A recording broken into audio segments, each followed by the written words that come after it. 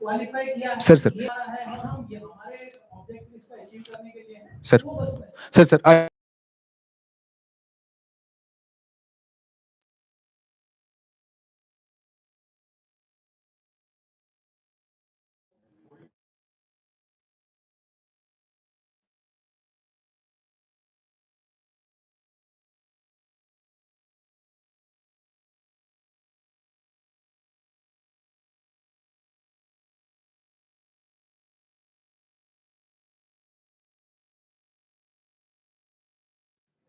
Sir sir sacred grove को connect करना एक तरीका होता है सर, जो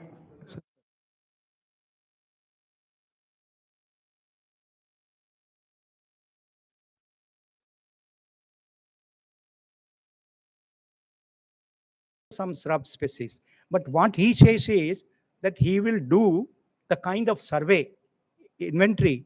And one thing, what you said, all that you are not going to come and put it here. As Mr. Pandey said, that only most dominant 5 to 10 species.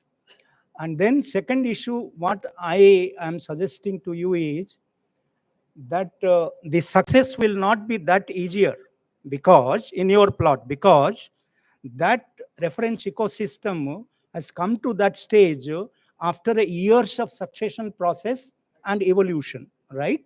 So therefore, it will be very Right, sir. good if you can take the microbial inoculum from that forest floor. We Makes did sense, it sir. for red sanders ji sir. in that area of Rajampet and Kadapa district. Sir. Say the reference ecosystems. Sir. And the microbial population. No. The microbial inoculum from that forest. Agreed, sir. Sir. Bring it, Sir. and put that soil along with that humus Makes in sense, sir. your tree species pit while Yes, you sir. are planting it. This is Sir. one way. Sir. Number two is that you can bring that inoculum and culture it. I believe you must be having some Right, sir. culture laboratory. You can do that culture, mass propagate that inoculum, Yes, sir. and then use it in the nursery in which you will be growing those 1111 or whatever number of seedlings. Right, sir. So by that, the establishment of the plant will be Sir. much more easier, and the plant will feel at home. This is one thing you must take definitely into consideration, because nobody talks about that interaction of the microflora with that Sir, sir. tree. Third suggestion I would give is, water is the life. Wherever you are doing this, go without saying that there should be some water source which Yes, should sir. be developed inside that. Because by that you are talking of the pollinator, disperser of the seeds, Sir. what you call mother trees to give the seeds to the ground floor, all those Sir. kind of things you are talking about. Sir.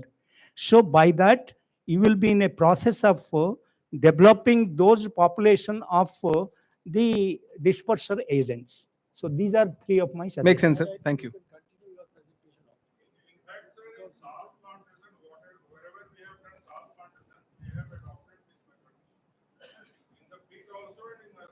Okay. Okay. Sir. I am Manoranjan Bhanja. I have retired in the year. Yeah. Hello. Yeah. I am from Telangana. I retired in 2018 as a principal CCF. So we have done a lot of these restoration works since 2015, right? And then we have developed some model. Mostly it is for the degraded forest. Now somebody asked a question that how you actually assess the extent of degradation. I will also give some of the points in that. Now, the issues at hand of my deliberation is what is the Indian forest? Because I will be talking mostly in context of not the Chhattisgarh forest, although I will give some of the statistics of the forest of Chhattisgarh. But basically, I will speak to you with regards to that model has been experimented or validated in Telangana. So therefore, challenges of the Indian forestry sector, what are the challenges now we are facing, which most of the state it must be common, and whether there is a prioritization of management objectives of management of the forest compared to 20, 25 or 30 years back, where it was a production forestry mostly. Now it has become more of a environmental amelioration kind of forestry. And some statistics of the Chhattisgarh and the national comparison. And next is the status of the natural forest, including these degraded forests. As he said, the threats posed or the drivers of degradation, ecosystem services, and meeting local demands. And then restoration and rehabilitation model, what we have done in Telangana. And in those areas, there are certain, because I am using natural forest, there are certain bamboo forests, there are certain NTFP forests, and there are certain catchment areas which we should manage. Now, next, I think this.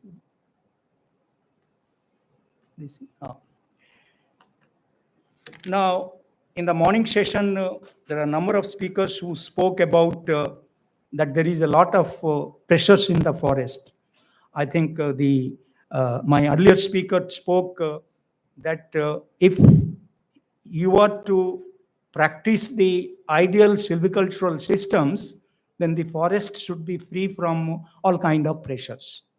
Now, that is a hypothetical thing in the present context, because pressure will be definitely there on the forest, not only from the society, also from the commercialization or from the industries.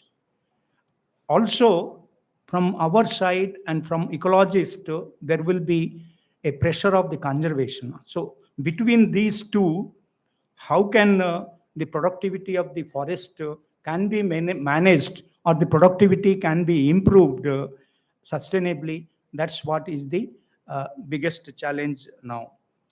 So, next. Oh, this is there. Now, as I told you, that there is the gap between the demands of the society on the forest and the capacity of the forest to meet that demand is slowly and gradually increasing.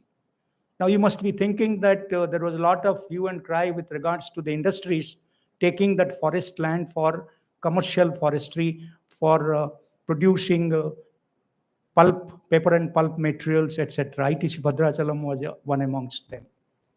Similarly, this gap is widening, and that is what is the major driver of degradation and loss of forest biodiversity. Now, it is not this degradation is not a specific problem of the forest. It is also it is a social problem which is linked to the population growth and the poverty, which in fact most of our politicians are not ready to accept. And then what should be our role? What should be our strategy? So our strategy is to marry both these concepts, that is the conservation and the commercialization. We want to produce more of the wood material, and at the same time, we want to conserve our forest, create an economic stake in the conservation, make the livelihood security and the ecological security both sides of the same coin. So a kind of balanced approach we have to take. So as I told in the beginning, I think some 25, 30 years back, we are talking more of how much to produce, how much wood material we can produce, we can supply to the industries, etc., etc. But there is now a paradigm shift of the forest management from wood production to biodiversity conservation, as the Tamil Nadu gentleman has talked, food security and livelihood of the forest dwellers, to whom we call it as a community, and they should help us in conserving or producing more in the forest, and ecological considerations like carbon sequestration and the climate change, and maintenance of the health of the catchment for sustenance of the existing aquifers and water flow in the streams. I have seen this last, that is the drying of the water sources in the degraded forest is quite serious. And when we joined the service in 1984 in Eastern Ghat, I have worked there as a probationer. We used to find the water coming out from there 2 kilometers, it will not be seen. Suddenly it will be approaching at another place. So that used to be cover on the ground, and the water stream was protected to that extent. And now when you go, you will find fire is a common occurrence, and then there is no water stream is actually now has become seasonal.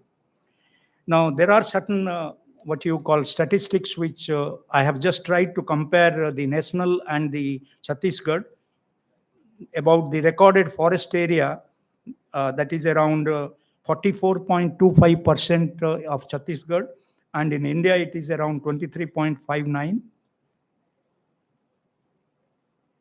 And if we see the decadal changes in the forest cover between 2013 and 2023 assessments, we found that Chhattisgarh has made comparatively less addition compared to the national figure. And same is the case with tree cover that is outside the forest. That is, Chhattisgarh is quite high. So sometimes in the morning session, somebody was telling there's a lot of agroforestry activities, tree planting outside, and there was a lot of forest still existing, which are called as the deemed forest in Chhattisgarh to a large extent. Probably all these things put together, it is showing, as for the 2020 ISFR report, it is showing 88.82% change in the last one decade. Now, with talking with regards to the growing stock, the same is the case that 23 we have got Chhattisgarh very marginal increase in 2 years period in the growing stock, that is volume per hectare, and million cubic meter, sorry. And in the productivity, we find Chhattisgarh is 93.5 cubic meter per hectare. Now,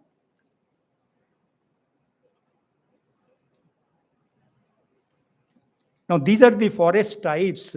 I have just, there is an exhaustive list around 11 or 12 type of forest types in Chhattisgarh.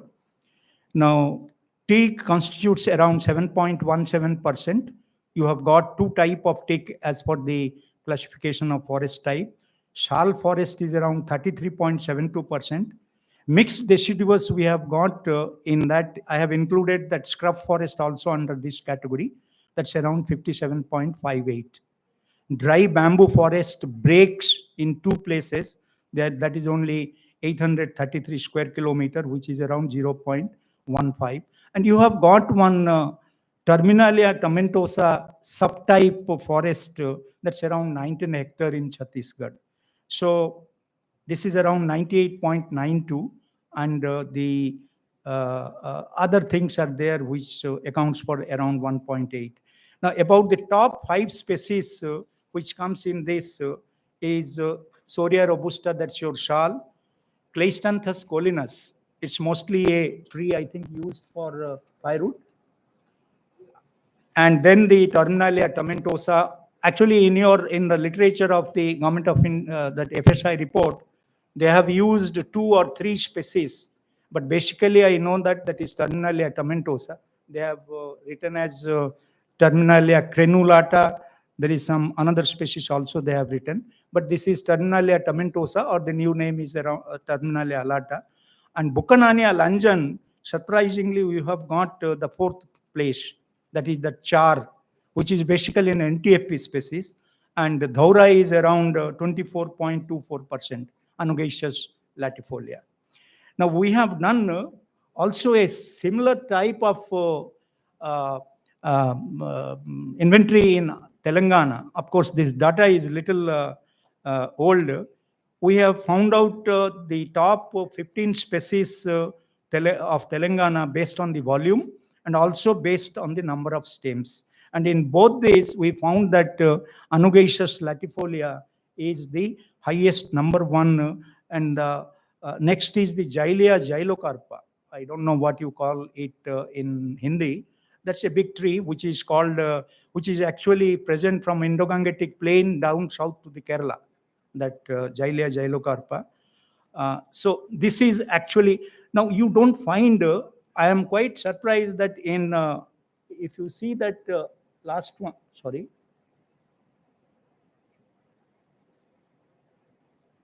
No, no, no. How do you go? This one. Now, if we see this Chhattisgarh thing, now where are those top important valuable timber species not found in that survey? Like Pterocarpus marsupium, like Odina, like Mitragina, like Terminalia tomentosa, of course, is coming on 3. Dalborgia latifolia, one of the costliest species. Anogaceous, sorry, what is that called? Albigia odoratissima. These trees are somehow not found. So, since you are all working in the field, you should better answer this as to how this is missing, because this is the.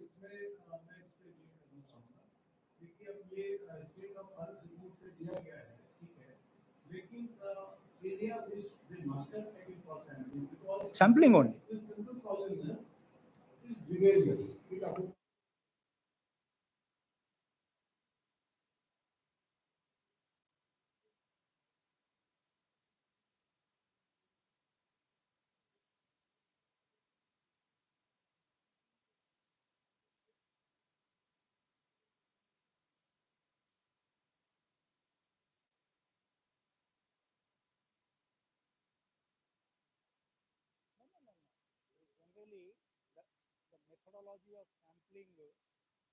Methodology of sampling also has been given in that same book. But these species are found in Chhattisgarh. No? I talked about that Bijasal, Odina, Mitragina. Okay. Okay. Now I will come to this status of natural forest or the degraded forest. What is the present scenario? This is particularly true in Telangana. It's very, very badly degraded. Chhattisgarh is a, so far as forest is concerned, it is much, much better. I found that there is a changed crop composition. Generally, when we talk about a particular forest type, or even that forest is degraded, we find a crop composition. So that crop composition is vastly changed. More of the dry species are getting more predominant, right? Maybe that's in response to the climate change, we don't know, or maybe to an adaptive conditions change. And as I told in my slide also of the Telangana the total inventory of the species, forest, there is a decreasing contribution of the commercial timber species to the total growing stock. That must be true here also, because you have got here, that may not be true, because here you have got the major volume is your sal, Soria robusta, which is a huge gigantic tree. Although their number is less as per that report, but their volume is quite high because of the giganticness of the tree. Then inadequate regeneration, somebody was talking about the regeneration status. So there is quite an inadequate regeneration of the valuable timber species in the forest floor. That's why probably this is a degraded forest. And complete alteration of the forest structure. When I mean to say the forest structure, that is the vanishing stratification of the vegetation, that is lack of middle story or pole crop, as many of you have talked, that we distinctly see. Even that slide which my previous speaker showed of that shal, he said that it has been taken just yesterday. That kind of vegetation you are finding. Only one dominant crop is standing. There is no middle crop and there is no pole crop. So that's what is called the structure of the forest should have the proper stratification. That is, most of the forest, it is a little vanishing. Now, increasing, of course, illicit and unrecorded biomass removal of the timber, firewood, fencing poles, and forest produce. And as all of you know, there is an expansion of agriculture and encroachment in the forest area. Now, this is what I found is the dynamics of this ecosystem degradation and what could be the possible intervention. This is one slide can imply you. Now, somebody was talking about that reference forest ecosystem, right? So, I mean, this is the original on the top green, originally pre originally pre-disturbed forest. Earlier forest, when it was climatic climax, this was that stage. So that's what he means as the reference forest ecosystem. Now disturbance goes on, and then after say 20, 30 years, you find an alternate steady state is almost established. Alternate steady state means there is the different crop composition with the different species. This will be disturbed. This will be established, and if you do not arrest that disturbance, the degradation there, then it still continues. There is a prolonged human disturbance, then it will become a degraded ecosystem. And then it attains a threshold of irreversibility. Means it will come to such a stage, whatever you do, that forest is not going to the original pre-disturbed forest, right? So at different stages, then after that, after it has crossed that threshold of irreversibility, it will become a desertification or a kind of scrub forest will come with most recalcitrant species like lantana and all that kind of thing. And then it's very difficult to reverse that succession stage. Now, somebody was asking in the previous that what are the parameters to assess the degradation extent. Now, we have taken those parameters. Now, these are all subjectives, and to actually quantify each of them is not that easy. That is crop composition and species richness, natural regeneration, both seed and coppice management system, soil quality, that is the organic content is there or not, and the microbial population, frequency of the species which are generally indicators of the bad soil, like Dodonia viscosa, like Cassia auriculata, and some of the thorny species. So those are the indicators of degradation. Like you have got some of the species mostly in the moist sal forest. There are certain species, Colbrookia oppositifolia, for example, one of the common species in the Kana forest. That's a kind of weed. So such kind of those are the indicators of the extreme deterioration. Colonization of invasive species. We have got that Hyptis, Lantana, and Ageratum. You have also got, I think, all these species. You have got the Chromolina odorata, and you have got that Ageratum conigoides, Lantana camera, and all that. And then the presence of mother trees of the timber species. This is also equally an important thing by which you can conclude that the site is deteriorating, because there is no mother trees available to supply the seeds to the forest floor, right? And then the moisture regime, of course. Now, all these will help to decide as to what type of preferred response of management intervention that site warrants. Now, as my previous speaker said, you analyze the causes of degradation. I think it has been already mentioned earlier also, that is the fire grazing, biomass harvesting, land encroachment, weed invasion, etc. And then create an effective barriers in form of a deep trench. This is what we have done for around 8,000 to 10,000 hectares. How much time I can take? 5-10 minutes? Okay. So what we do is that we have to map these areas into two. One is actually the top one is the passive restoration methodology. In a sense, I don't want to do any kind of serious planting there. I can only try to eliminate those drivers of degradation. And second is where No crop improvement is possible even if the site is secured, because it has crossed that point of threshold limit. So there I will go for what you call active planting methodology. So what I have done is, this is the SI seat in which I have marked those green patches as the reserve forest. And then one such reserve forest is the one I took it, whose area is around 4,055 hectares, right? Then I have divided into a series, and then I have done what kind of things I have to do in this, and prepared a small watershed approach basis, small map, that I have given importance to. This pink is the LI area, means where you can actually do the planting by uh, digging the holes and putting the plant, right?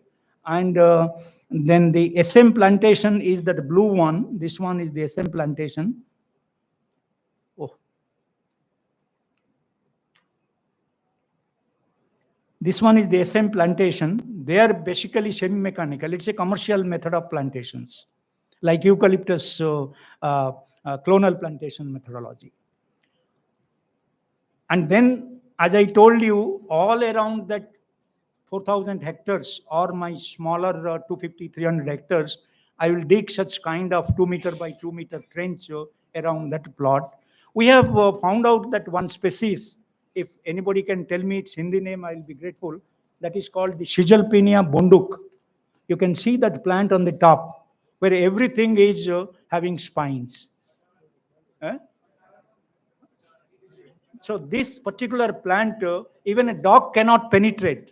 Don't think that I'm exaggerating. All parts of the plant is spiny. We have put it on the what you call the slopes of that particular dumped soil, and then different other plants which we have designed. I have written in that. We call it in Telugu as the gachakaya.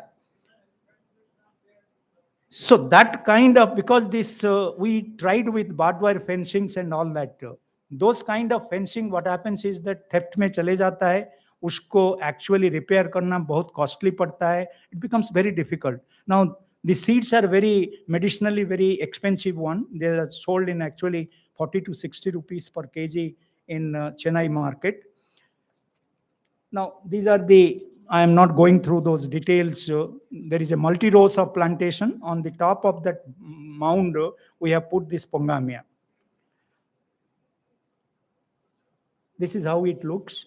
This is called that fortification of the trench site. And these are the management thing we have done, which is basically nothing but is the what you call ANR protocol or ANR points. So I don't want to go into these details.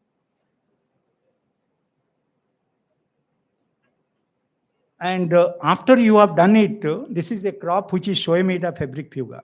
We have not planted anything. They were all the remnants of the live rootstock. That is just revitalized, what you call the rootstocks, which is present on the site. After 2 years, you can see that pole crop. The Shoemeda fabrifuga generally is a straight pole crop. It has come like this.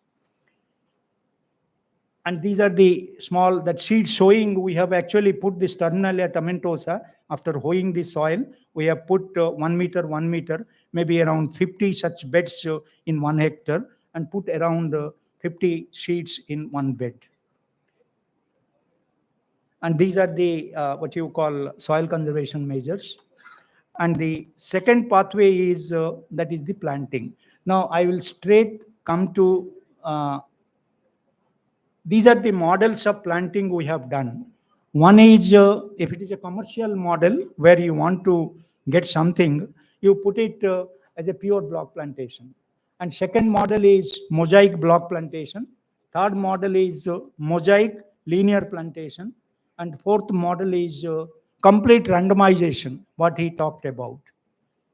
Now, these are our what you call percentage. 40% of secondary timber species, associate of secondary timber species is 20%, and other non-economical associate species is 15%, and the fruit-bearing tree species is 20%.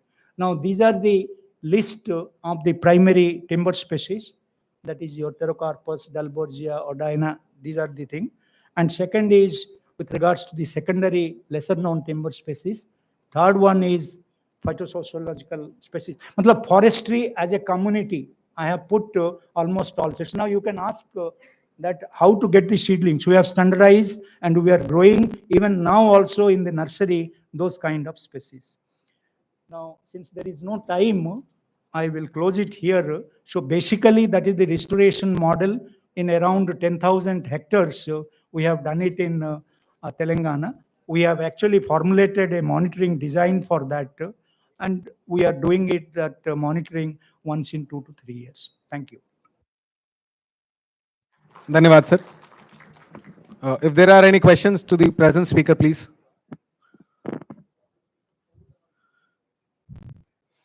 Sir, I would now request then the chair to take over, please. सबसे पहले तो मैं जो इस सत्र के speakers थे उनको धन्यवाद देना चाहूँगा. क्या होना चाहिए ये अनवरदीन साहब के प्रेजेंटेशन में बहुत क्लियरली आया.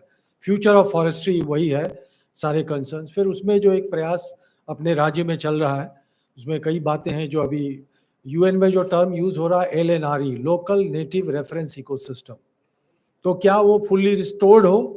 तो फुल्ली रिस्टोर्ड का मतलब तो ये होगा कि फंक्शन जो है की ecological function, nutrient cycling, water cycle और एनर्जी साइकिल ऑप्टिमम लेवल पे ऐसा मिलेगा क्या, वो तो एक आदर्श है, उस पर हमको काम. लेकिन जो बेसलाइन पे है उसमें हमें लगता है कि आपको बर्ड का, जैसे आप देखेंगे यूरोपियन कमीशन के रेगुलेशंस जो इकोलॉजिकल रेस्टोरेशंस के हैं उसमें बर्ड का इंडेक्स बन रहा है, फाउना का, और आज इंसेक्ट को लेके क्योंकि पॉलिनेटर्स की बहुत कमी आ गई है उसको लेके कि उसका हैबिटेट.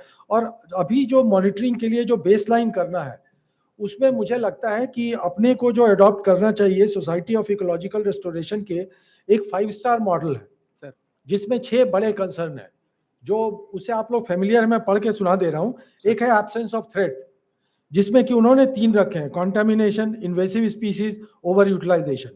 उसके बाद है फिजिकल कंडीशन, सबस्ट्रैक्ट फिजिकल, अगर वो प्रॉब्लम दे रहा तो आपको सबस्ट्रैक्ट पे कुछ करना पड़ेगा. सबस्ट्रैक्ट केमिकल, कहीं एसिडिफिकेशन है, कहीं पर अल्कलाइन सॉइल है तो वहां भी आपको कुछ करना पड़ेगा जो over the years external causes से हुए हैं. फिर है वाटर केमो फिजिकल, ये डिटेल में है, मैं सिर्फ पढ़ के बता रहा हूँ आपको. स्पीसीज कॉम्पोजिशन जिसके बारे में बहुत बात हुई, उसमें है desirable plants, desirable animals and number of undesirable species. This is what you will monitor. Then there is a structural diversity, the all strata present, जैसे बात करते हैं ऑल ट्रॉफिक लेवल प्रेजेंट, दोनों इंपॉर्टेंट है. एंड स्पेशियल मोज़ैक, जो 3 important consideration है. फिर है इकोसिस्टम फंक्शन, जिसमें मैं बात कर रहा था प्रोडक्टिविटी एंड साइकिलिंग. उसके बाद हैबिटेट एंड इंटरैक्शन, क्योंकि बहुत सारे स्पीसीज का वो घर है. उसके बाद रिजिलियंस, जिसकी आज काफी बात कर रहे हैं हम, रिजिलियंस एंड रिक्रूटमेंट. और लास्ट जो है एक्सटर्नल एक्सचेंज, आपका इकोसिस्टम से एक्सचेंज क्या हो रहा है. जो हम लोग बात कर रहे हैं कि क्लाइमेट चेंज में रिजिलियंस तभी आएगा जबकि स्पीसीज को, जैसे आपने देखा होगा ट्री लाइन शिफ्ट कर रहा है, तो उधर जगह है तब तो शिफ्ट कर रहा है. एक जगह एडवर्स कंडीशन हुआ, कोई लिंकेज ही नहीं है, तो आप कैसे वो स्पीसीज शिफ्ट करेगा. तो हैबिटेट का लिंक्स होना चाहिए, जिसके लिए हम लोग इको रेस्टोरेशन पॉलिसी में भी अलग से एक पैरा दिया गया है. अपने यहाँ का जो अभी ड्राफ्ट बना है इसको लेके लिंक्स होना चाहिए, जीन का फ्लोज होना चाहिए. नहीं तो आपको क्या होगा, अगर जीन का फ्लो नहीं होगा तो सब कोई जानते हैं कि जो ब्रीडिंग होगी उसका नतीजा क्या निकलेगा फ्यूचर में. और लैंडस्केप का फ्लोज, लैंडस्केप पे तो एक अच्छी बात यह है कि हम लोग इस दिशा में जा रहे हैं, सिल्वीकल्चर टू इको रेस्टोरेशन. इस दिशा में अभी सब कोई नया नया है, डेटा बहुत कम है, अंडरस्टैंडिंग बहुत कम है, बहुत ज़्यादा कॉम्प्लेक्स है. अभी तक हम लोग प्रिकॉशनरी प्रिंसिपल के हिसाब से काम करते आए थे, जहाँ पर चाहे वो राइपेरियन जोन में हो प्रोटेक्ट करो या फिर सिल्वीकल्चर लगाओ. अभी जिस मॉडल की हम बात करें वो बहुत कॉम्प्लेक्स है. आप जस्ट इमेजिन कीजिए, पांडे साहब ने अपने ओपनिंग ये में किया था कि जो CFRR है उसमें हम कैसे मैनेज करेंगे. अगर आप लोकल नेटिव रेफरेंस इकोसिस्टम को लेके उसको एमुलेट करने का प्रयास कर रहे हैं तो चुनौती क्या है, इकोनॉमिक डिपेंडेंस है. इकोनॉमिक डिपेंडेंस है, वहाँ कुछ सर्टेन कमर्शियली डिजायरेबल स्पीसीज है, उनके अबंडेंस चाहेंगे। क्या वो at the cost of richness होगा? तो हम कैसे निगोशिएट करेंगे? फिर दूसरी बात यह है कि सिर्फ उससे नहीं, यूथ का एस्पिरेशन भी, तो हमको सिर्फ उस लिमिटेड पैच पे काम करके सफलता नहीं मिलनी है, क्लस्टर में जाना पड़ेगा। लेकिन अगर सिर्फ हम फॉरेस्ट पे ही कंफाइन करेंगे, एग्रीकल्चर इकोसिस्टम जो वहां पर वाटर बॉडीज हैं वो एक अलग इकोसिस्टम है, जहां पेरी अर्बन एरियाज मिल रहे हैं, उनके जो चुनौतियां अलग, जब तक हम लैंडस्केप लेवल पे ले जाके, और तो इसका मतलब एक सोशल इंस्टीट्यूशन भी खड़ा करना पड़ेगा। साथ में हमको इसको कैसे निगोशिएट करके इक्विटेबल डिस्ट्रीब्यूशन, जैसे एक मेजर जो चेंज सजेस्ट किया जा रहा है कि आप जो है टिम्बर से सस्टेन यील्ड ऑफ टिम्बर से सस्टेन यील्ड ऑफ एनटीएफपीज पे, ताकि जो इक्विटेबल डिस्ट्रीब्यूशन है, जो आपका लोअर स्ट्राटा का लोग है, जो वो उसका डिपेंडेंस और ईयर हर साल उसको रोजगार मिल सके, वैल्यू एडिशन में जो जितना आप ऊपर जाएंगे उतना स्किल लेवल दे सकते हैं। ये सारे कंसिडरेशन लेके जो काम होना है वो बहुत चुनौतीपूर्ण है। तो मैं यही सुझाव देना चाहूंगा, हर एक डिवीजन में एक कम से कम एरिया लेके सीएफआरआर को कम्युनिटी के भरोसे या एनजीओ के भरोसे छोड़ के हम लोग कुछ नया नहीं कर पाएंगे। वो एक सबसे बड़ी चुनौती है, वो पॉलिटिकल, सोशल, साइंटिफिक, हर मामले में वो चुनौती है। और आंसर सिर्फ साइंटिफिक नहीं होना चाहिए। हम कैसे सोशल इंस्टीट्यूशंस बनाते हैं, हम वहाँ का जो पॉलिटिकल क्लाइमेट है उसको हम कैसे एजुकेट करते हैं, क्योंकि पॉलिटिकल रेस्पॉन्सिबिलिटी और टेक्निकल रेस्पॉन्सिबिलिटी में हमेशा गैप होगा। लेकिन हमारा रोल क्या है? आज सगरिया साहब के जब हम याद कर रहे हैं, हमारा रोल है speaking truth to the power, जो सही है वो बताना है। ये हमारे सागरिया साहब लोग जो थे, वो औद्योगिकरण के जमाने में, जबकि जो इन्वायरमेंटल कंसर्न कहीं ना कहीं दब गया था, वहां उन्होंने हर कमिटी में आवाज उठाई और जो देश के हित में था उसको बताया कि कंजर्वेशन क्यों इंपॉर्टेंट है। तो वो ज्ञान भी चाहिए। Forestry which is led by knowledge and technology, where you act with compassion and where you have purpose for work. तो your purpose must be clear। जब तक हम इन तीनों दिशाओं में नहीं काम करेंगे, तब तक हम जो नई आवश्यकता है आज की, जैसे हमारे पुराने फॉरेस्टर ने सिल्वीकल्चर सिस्टम बनाए, हमें जो इको रेस्टोरेशन के लिए जो नई पद्धतियां बनानी है, जो बहुत गलतियां होंगी, हमारे पास अवसर भी है, बहुत सारी टेक्नोलॉजीज आ गई हैं, बहुत डेटा कलेक्ट कर सकते हैं, सिटीजन साइंस को इनकॉर्पोरेट करके हम बहुत जल्दी काम कर सकते हैं। उन सारे अवसरों को लेकर हम आगे कैसे बढ़ें, और हमें लग रहा है कि इको रेस्टोरेशन पॉलिसी अगर आती है और इस तरह के जो गाइडलाइंस निकल रहे हैं, हमारा राज्य बाकी राज्यों को नेतृत्व प्रदान करने की स्थिति में जल्दी से जल्दी आए, ये हमारी कामना है। और अंत में आपने हमें बुलाया, सुना, उसके लिए धन्यवाद, और सभी स्पीकर्स को एक बार धन्यवाद। Thank you so much sir. हमेशा की तरह सर, आपके द्वारा चेयर किया गया सेशन बहुत ही डॉन्टिंग भी होता है और बहुत ही इंस्पायरिंग भी होता है सर। सो रास्ता दिखाने के लिए और आगे के फ्यूचर की पॉजिटिविटी दिखाने के लिए धन्यवाद सर। मैं धन्यवाद ज्ञापन के लिए श्री आर के सिंह साहब को एक मोमेंटो देने के लिए श्री प्रभात मिश्रा सर को आमंत्रित करूंगा।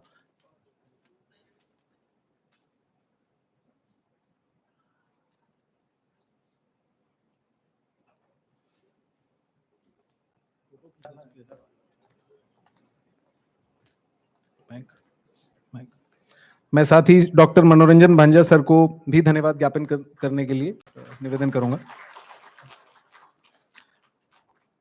इस पैनल, इस सेशन के अन्य स्पीकरों को धन्यवाद ज्ञापित करने के लिए मैं श्री मयंक अग्रवाल को आमंत्रित करता हूं।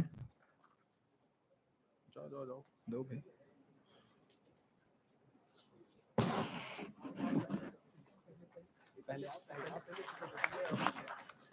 कितना मेहनत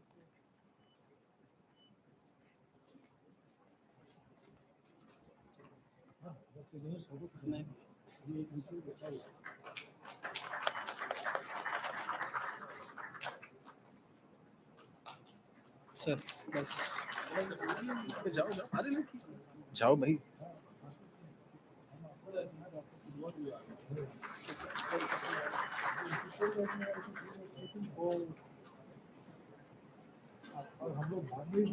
अभी कृष्णा, ग्रुप फोटोग्राफ, एक इस पैनल का एक ग्रुप फोटोग्राफ के लिए समस्त स्पीकर्स को चेयर कर आमंत्रित करूंगा।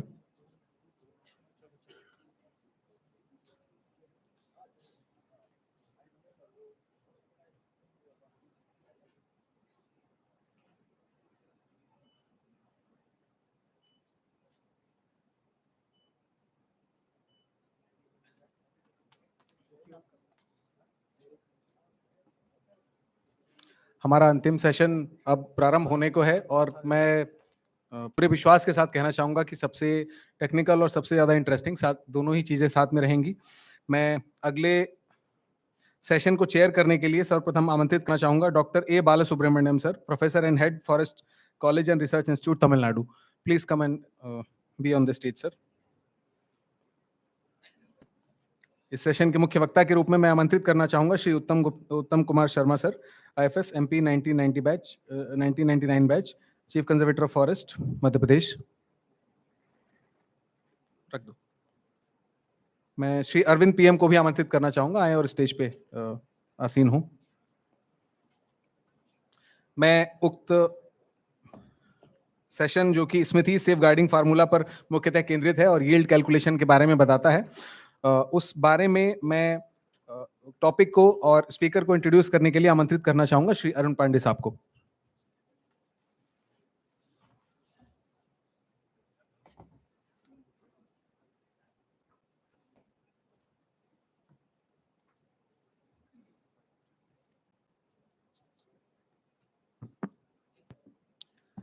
धन्यवाद पंकज। ये जो अब आज का अंतिम सेशन है वो यील्ड कैलकुलेशन पे है और ये एक ऐसा सब्जेक्ट है जो हमेशा परेशान करता है और ख़ासतौर से मैं जब भी इसमें घुसता हूँ तो मुझे कहीं ना कहीं कन्फ्यूज़न होता है। तो एक बार मैं गूगल में यील्ड कैलकुलेशन ऐसा कुछ सर्च कर रहा था तो मुझे कुछ आर्टिकल्स दिखे और वो आर्टिकल्स उत्तम कुमार शर्मा के लिखे हुए थे। तो जो व्यक्ति स्मिथी सेफ गार्डिंग फार्मूला और यील्ड कैलकुलेशन पे घंटों बोल सकता है, उसका ये प्रोफाइल जो पंकज ने दिया है वो प्रोफाइल मैं नहीं पढ़ूंगा।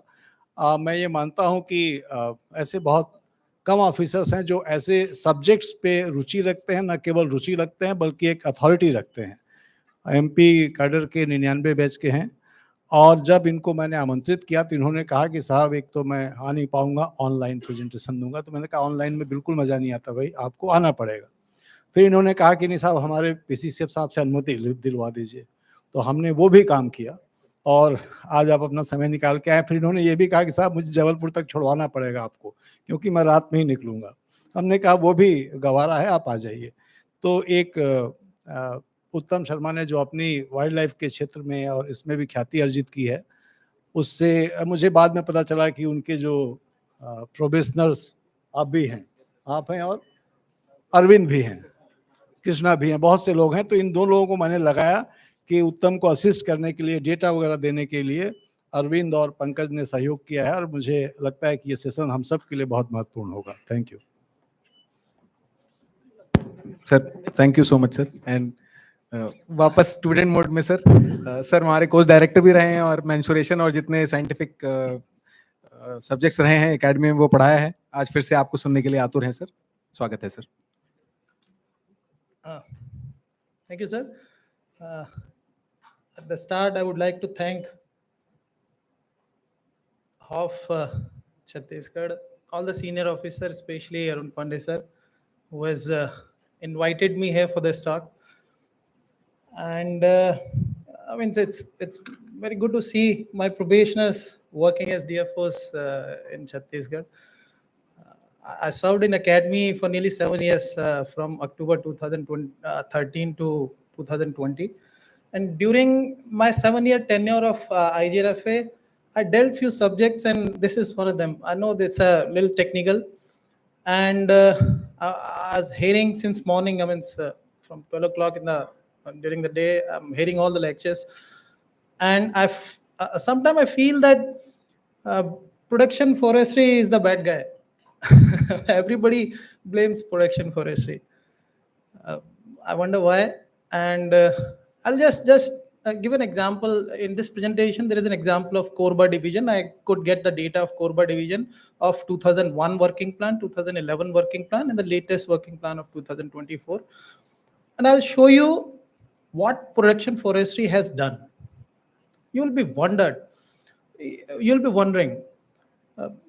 I mean, it's such an improvement of forest which has happened over the period of 25 years. I think all salute to all the working plan officer who have made those plans and given the prescription. Uh, I'll show you, and when I say this, I don't talk without data. I'll show you with data that what has happened to the forest, and probably we need a little bit more deeper understanding of what when we say production forestry, what actually it means.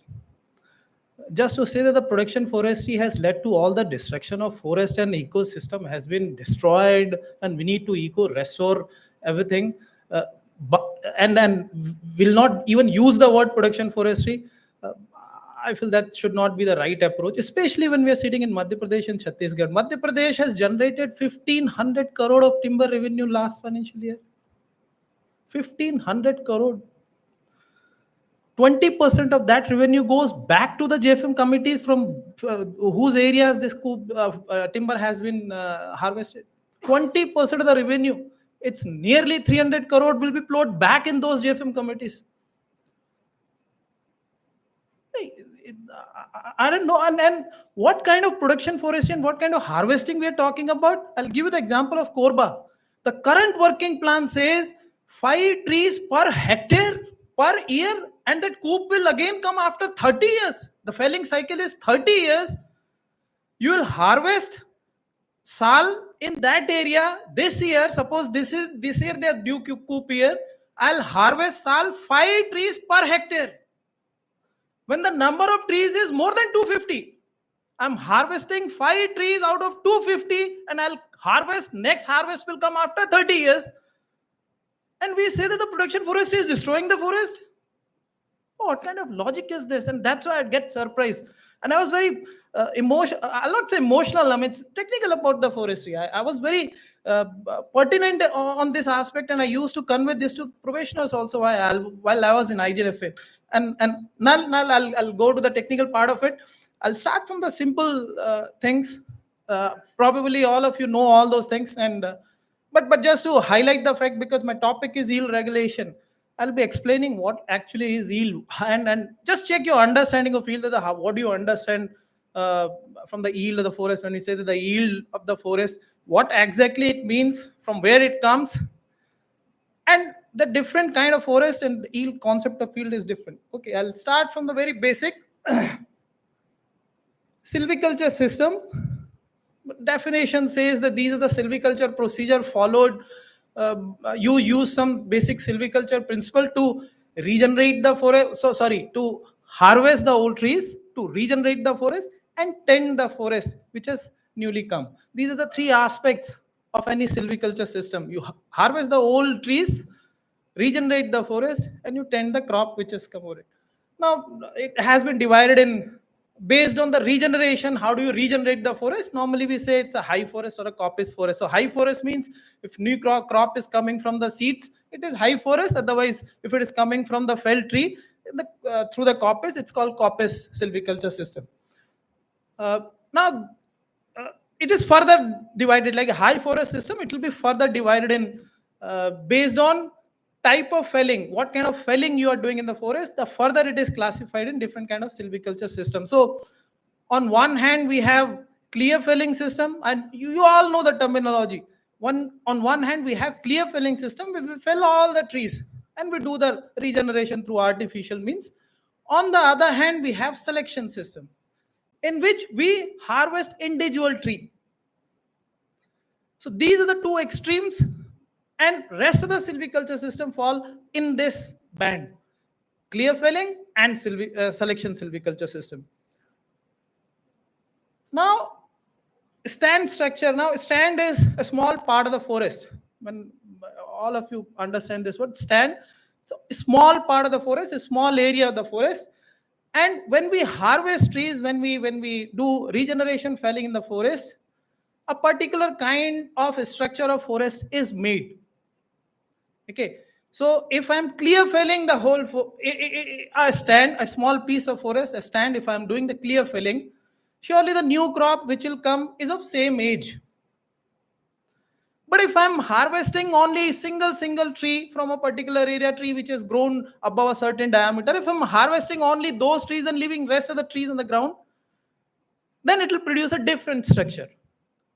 All the trees will not be of the same age. So based on this criteria, the criteria, we have even age forest structure and we have uneven age forest structure, stand structure. I'm not talking about forest structure at this point in time. I'm only talking about stand structure. Stand is a small part of the forest. So even age, everybody understand, if the age variation, the theory says that the age variation is less than 20%, then it's an even age stand. Okay, so you've done the regeneration and the resultant crop is more or less of the same age. It's an even age stand. Uneven age stand, age variation is more than 20%, but for practical purpose, what we understand is that every diameter class or every girth class is represented in per unit area. Normally we know it also in the name of selection forest. And from there, I think we should get the understanding of uneven age instead of the age variation is more than 20%. The better definition, which could be easily understood, is every unit of area will have each diameter class represented in it. So you'll have all diameter class in that piece of land. That is uneven age forest. Okay, and uneven age stand. So I'm on stand, not forest. Now, what is even age forest then? Even age forest, does it mean that all forests will be having the same age? Surely not. If I'm having even age forest of 1 lakh hectare of area, like suppose I'm talking about Madhya Pradesh, Harda Forest Division, 1 lakh hectare of forest area, good forest area. And if I'm using the even age silviculture system, which will give an even age structure, whether the 1 lakh hectare of area will be having the same age? No. What do you mean by even age forest is, okay, this is before I come to even age forest, this is just a graphical representation of even age stand and uneven age stand. So even age stand, we plot a, sorry, back कैसे जाएंगे, back कर दो, okay, yeah. So this is graph. We normally in forestry we plot this graph. This is called ND curve.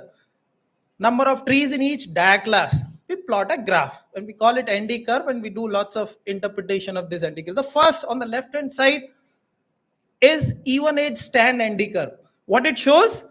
It shows that most of the tree are in one dia class. One dia class means they are of the same age, more or less same, and we call this curve a normal distribution curve. So even age stand, most of the tree age variation is less than 20%, and you'll have this bell-shaped curve or normal distribution curve representing even age stand. The right one is representing uneven age stand. What it means that number of trees, as you increase the dia, the number of trees will fall. So big tree will be less, smaller tree will be more, and every unit of area will be having all these kind of trees. So small trees will be there, young trees will be there, middle ages will be there, and mature tree will be there. So you'll get that kind of graph. In lower dia class, you'll have higher number, larger dia class, you'll have less number. So these are the typical identification of what kind of stand you're dealing. So if you're having a bell-shaped curve, that means you're dealing with even age stand. If you're having ND curve, we call it inverse J curve. If you're having an inverse J ND curve, it indicates you are managing that forest on uneven age line. So that is a uneven age forest, uneven age stand. Now, what is then even age forest? Even age forest means you have stand from first year up to the rotation. You'll have stands of different age starting from first year up to the rotation age. So if suppose I'm dealing with sal and the rotation age is 100 years. So I'm having one stand of 1 year, next stand of 2 years, third stand of 3 years, and I'm having stand up to 100 years. Every stand will have one age, that is 1 year, one stand, 2 year, 2 year stand, 50 years, one stand. So every stand will have one age, but I'm having stand from first year up to 100 year. And if you combine all this, it's an even age forest. All right. So that's the definition of even age forest, and we should differentiate it from even age stand. So even age stand, you'll have a normal distribution curve. Even age forest will not be having a normal age distribution. Only stand will have a normal distribution, not that forest. Okay, uneven age. uneven age forest and stand will be same, because as I said, uneven age stand, every piece of land is having all diaclass represented in it. So every piece of land, everywhere you go in the forest, you'll have the same thing. Every diameter is represented in that. So that's a basic difference. So this is a picture showing even age forest. This is not uneven age forest. Why? Because you see on the left side, the smaller trees are there. On the right side, bigger trees are there. So the left side, it's a lower age class. Suppose 10-year age stand. And that side, it is a 15-year age stand. So if you combine the whole, and you'll have these kind of stands from first year up to rotation age, combined all area, it will be a even age forest having different even age stand. Okay. So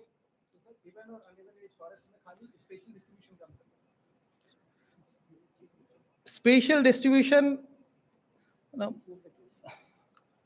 Okay. You'll have a stand of every age in even age forest separately. So one stand, if you're going into one stand, it will be of a particular age. So 1, 2, 3, 4 up to 50, 51, 60, 70, and then up to 100 years. Uneven mein every unit of area will be having all diameter class in it. So it's a mix. Every diameter will be there in every unit of area, each unit of area. So that's the difference. Now, how do you get this structure? So when you are trying to get even age structure, and that was considered to be the basic of forest. Even the forest management started in Europe in late 17th century and in the start of the 18th century. The idea was to have a uniform, a same kind of revenue generation from the forest. So if you are harvesting timber which is the same age, and every year harvesting the same kind of timber, then the revenue will be same. And the collector who is collecting the revenue, it's easy to predict that how much revenue he'll be having after 30 years or after 10 years. So the basic idea of forest management during those time was even age forestry. Convert our forest, whatever kind of forest we are having, convert it to the even age forest stand of even age class. So, and what kind of silviculture system will develop these even age thing? Clear felling. First is clear felling. It will develop a even age forest or even age system. This clear felling, you clear fell the area, whatever regeneration will come, it will be of same age. Similarly, the next is shelter wood, a shelter wood system. Shelter wood is normally we call that if the regeneration is coming under the shelter of big trees, we classify them as shelter wood system. The uniform system in India, we develop irregular shelter wood systems. So those are the systems which will generate even age crop. I'll not go into details of the silviculture system, but if we're talking about clear felling system, if you're talking about uniform system, if you're talking about irregular shelter wood system, we are talking about a forest structure which is even aged. Okay. The second thing is, if you're talking about uneven age system, uneven age forest, then we're talking about silviculture system, selection system. Okay, so selection system, we're using selection system to manage or to have uneven age forest. And if we are managing the forest on even age silviculture system, then the concept of age, rotation, and regeneration period, these are the terms which are used. Whenever you see these terms, it should indicate that we're talking about even age system. There is no concept of rotation in uneven age system. There is no concept of age, because age, you cannot fix age for the uneven age forest. If you're talking about age, it's even age system. And in case of uneven age system, we talk about diaclass, number of trees in different diaclass. We talk about felling cycle in uneven age system. So I'll not go again into these words. I think you all will be knowing this. Now, in the afternoon, before the lunch, we had a lecture on normal forest. I'll just spend a few minutes on this. See, normal forest is a concept. Every industry or every kind of work, when we start a work, when we create something, we look for ideal, we look for standard. That what is our standard? What should we achieve after doing all this? So we fix standard. So normal forest is the ideal state of perfection. It says that we'll work our forest in such a way that we'll reach that ideal state of perfection. And that the term given for that is normal forest. So when we are having two kind of system, two kind of forest, even age and uneven age, normal forest for even age and uneven age is both different. When you talk about even age system, so normality in even age system is defined on these three aspects. These are the three trinity norms we say for even age system, even age forest. If it's having a normal series of age gradation, that means from first year up to the rotation year, if you're having all the stands in that forest area, it is normal series of age gradation. Normal growing stock, so if you're having a normal growing stock, which is the ideal growing stock, if you're having normal increment, if you're having the best increment which is possible, if these three things are achieved, you say that you have achieved the normal forest, normal even age forest. And that is what we want to achieve. The first objective will be in the working plan, if you look, it will be to achieve normality, whether we are dealing with even age or uneven age forest. In case of, so this is with regard to the even age forest silviculture system. Nowadays in country, I wonder if any part of this country is using any even age system. Madhya Pradesh, we all shifted to uneven age forestry. I think the same is with the Chhattisgarh. There is no even age silviculture system we are using here. So we are all, I think, selection system we're using. If Madhya Pradesh and Chhattisgarh are not using, I think no state will be using, because there very less green felling in any other state. So so we'll talk more about now uneven age forest. So what is normality in uneven age forest? Even age, we have seen age gradation, growing stock and increment. So here also the growing stock and increment will remain same. These are the two aspects out of three. Two aspects will remain same. Only change will be in even age it was age gradation. In uneven age it becomes size gradation. Size gradation means that every dia class is represented in it. So you'll have trees in each dia class. So suppose I'm starting from 10 to 20, there will be trees. 20, 30, there will be trees. 30, 40, there will be trees. More than 40, there will be trees. And they'll be in a ratio. Okay, so now in the normality lecture in the beginning, the question was that when we talk about even age normality, there are yield tables which have been developed. All of you know yield tables. So yield tables have been developed based on even age forestry and for even age forestry. It says it is used for even age system, regularly thinned. So yield table, when you say yield table, it is about even age forest. But for uneven age forest, which we are managing at this point in time, there is no such kind of table exists which can give us indication that how our forest should look like. Yield table gives data about the ideal situation. If this is the crop diameter, what should be the number of trees? What should be the basal area? What should be the volume? So it will give you an indication. It will give you the numbers that if you want, these are the ideal number, and your management should try to get those numbers. So in even age case, you have yield table, but in case of uneven age, you don't have any kind of data. It can only be generated. And people have tried it. In case of teak, I know there is a paper written by Mr. Jakati, is no more, the renowned forester, director of IGNF also once. He has written a paper on this. He has taken data from a permanent preservation plot in Hoshangabad. So in case of teak, he has tried to develop a data which will tell you that what should be the number of trees in different dia class in a best normal selection forest. Similarly, in case of soil, I'll present the data of Ramnagar division of Uttarakhand of working plan 1960s. I don't remember the exact year, but it is given that this should be the ideal distribution of trees in different dia class if you're having a normal balanced kind of uneven age forest. So we'll talk about uneven age system. So we'll talk about size gradation in normal increment and normal growing stock. Yeah. Now we'll come to the yield regulation. And yield is when we talk about sustainable forestry, sustainable harvesting from the forest, we talk about sustainable yield. Yield is what is coming, what we are getting from the forest. When we add the word sustainable, it means that whatever you're taking out of the forest, it should be sustainable forever. It should never diminish. There is also a concept of increasing yield. I'll leave out that increasing yield concept, but sustainable yield, every year, whatever you're taking out, it should be sustainable. It should remain forever.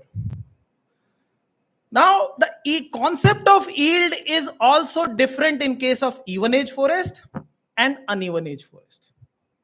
And we should listen it carefully. Concept of yield is different in even age and uneven age. Concept of yield in even age forest is how much volume your trees are putting. How much volume every year, CAI will talk about volume cubic meter. What is the increment of the forest in terms of increase in volume? As soon as we talk about uneven age forest yield, we talk about changing the class of the tree. That means you all know class 1, class 2 tree means if we decide a class which we feel that over which we can harvest the tree, selection girth or selection diameter we call, harvester exploitable diameter we call it in different names. How many trees from the lower girth class or lower dia class are coming into the harvestable selection girth? That is yield in uneven age forest. So the number of trees, uneven age forest yield is in number of trees, not in volume. So when we say that X number of trees are coming annually from class 2 to class 1, that is the annual yield. And we don't talk number of trees in even age. Even age, we say that how much is the volume increment forest is putting. That's a difference between yield of selection system or the uneven age system and the even age system. So in selection system or uneven age system, we use the Smithy's formula. What it gives? It gives number of trees which are crossing class 1 from class 2. That becomes the yield. The second point about yield is put up by the whole forest. Whatever forest you have kept in a working circle, yield, and every year every tree of that area will increase, will put some increment, will go from class 2 to class 1. So the yield is put up by the whole forest, but it is taken out from a particular area, that is scoop. So this is my whole forest, this is putting up the yield, but I am felling only this area in a particular year. I'll take out that yield from this area, but I'll take out that yield because that's the increment of my forest. This is the basic concept, and people done mistake in understanding this. And I've seen, sir, sorry to say, but I've seen the working plan, sir. Korba, initially I appreciate that that's a wonderful work, sir. But the understanding of yield is a little shaky on that point, sir. Yield, you should be very clear that the whole forest will put the yield, whole forest is putting the increment, but I take the yield from a particular area.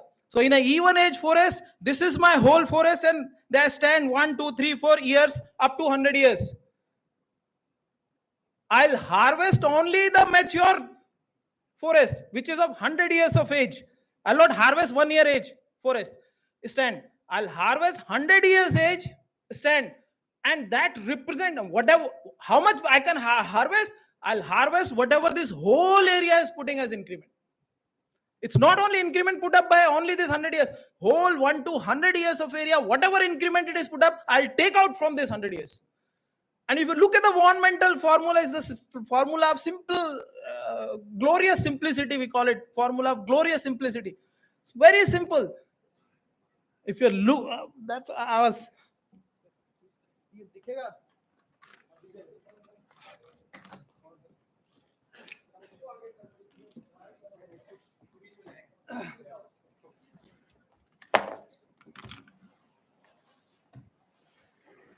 बस mic देना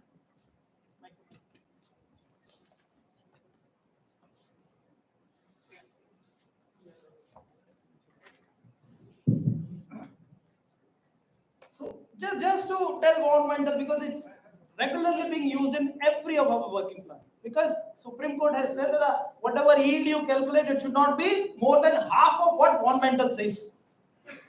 Okay, so we'll have to understand what is environmental. It's so simple. It says that suppose this is your even environmental is when environmental calculates yields of even age forest. It is not for uneven age forest. It's for even age. So it says that this is the stand of 1 year age and this is the stand of 100 years age. Why I'm showing it big? Because suppose every year forest is putting up I increment. So 1 year, this is I and this is 100 years, so it is 100 I.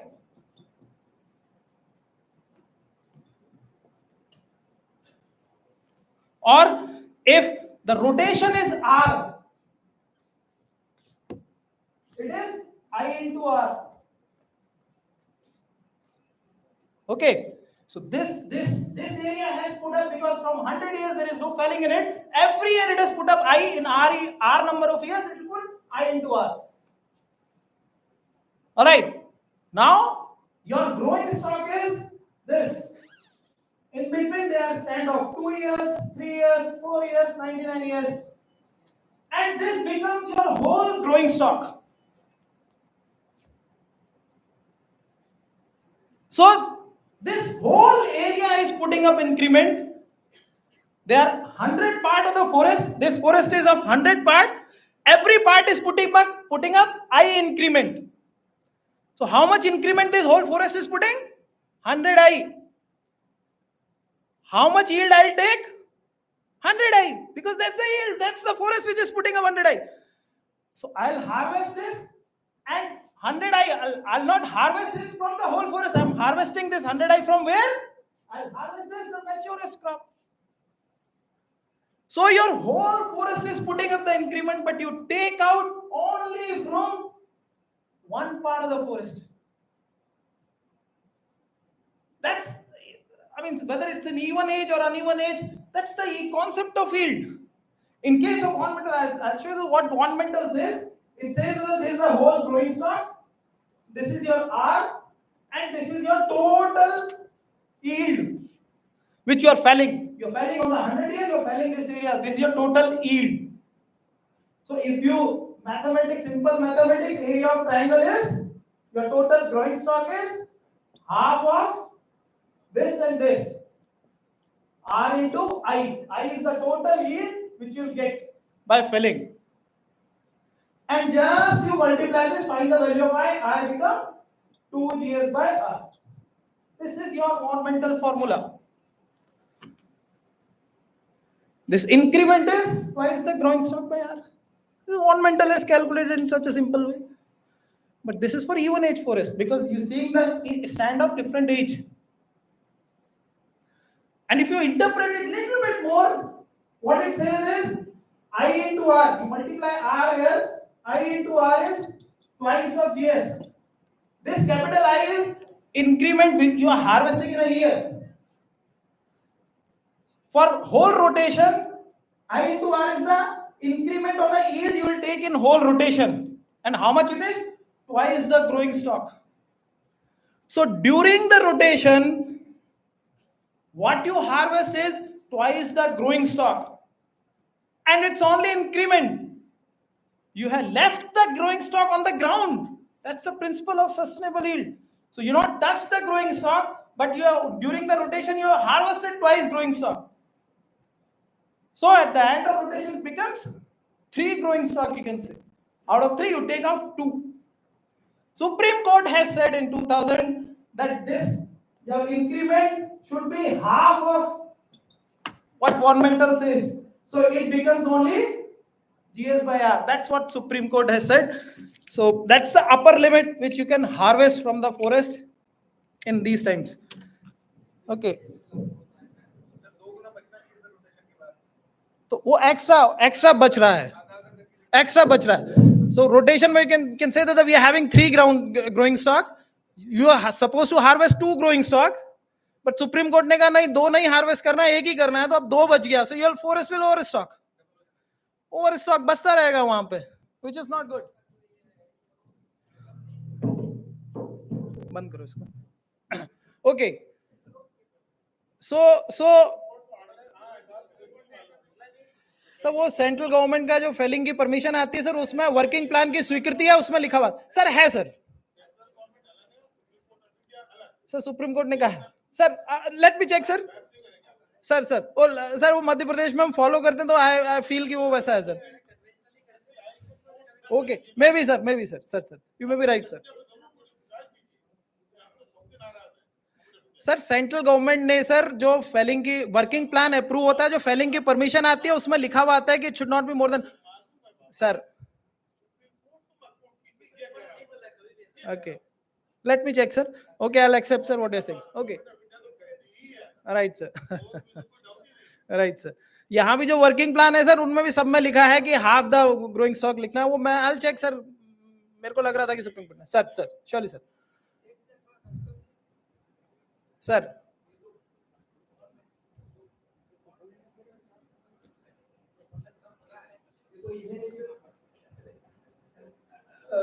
लागू होता है sir. तो अब उसका बताइए कि अन्य event में उसको कैसे करते हैं. मैं वो बताऊंगा सर, वो है पूरा प्रेजेंटेशन में है सर. वो स्मिथीज और फॉर्मेंटल दो ही फॉर्मूला में बताऊंगा sir. Sir so even age में sir this Von-Mentel formula, as I told, the Von-Mentel formula, glorious simplicity, annual yield is twice growing stock by R.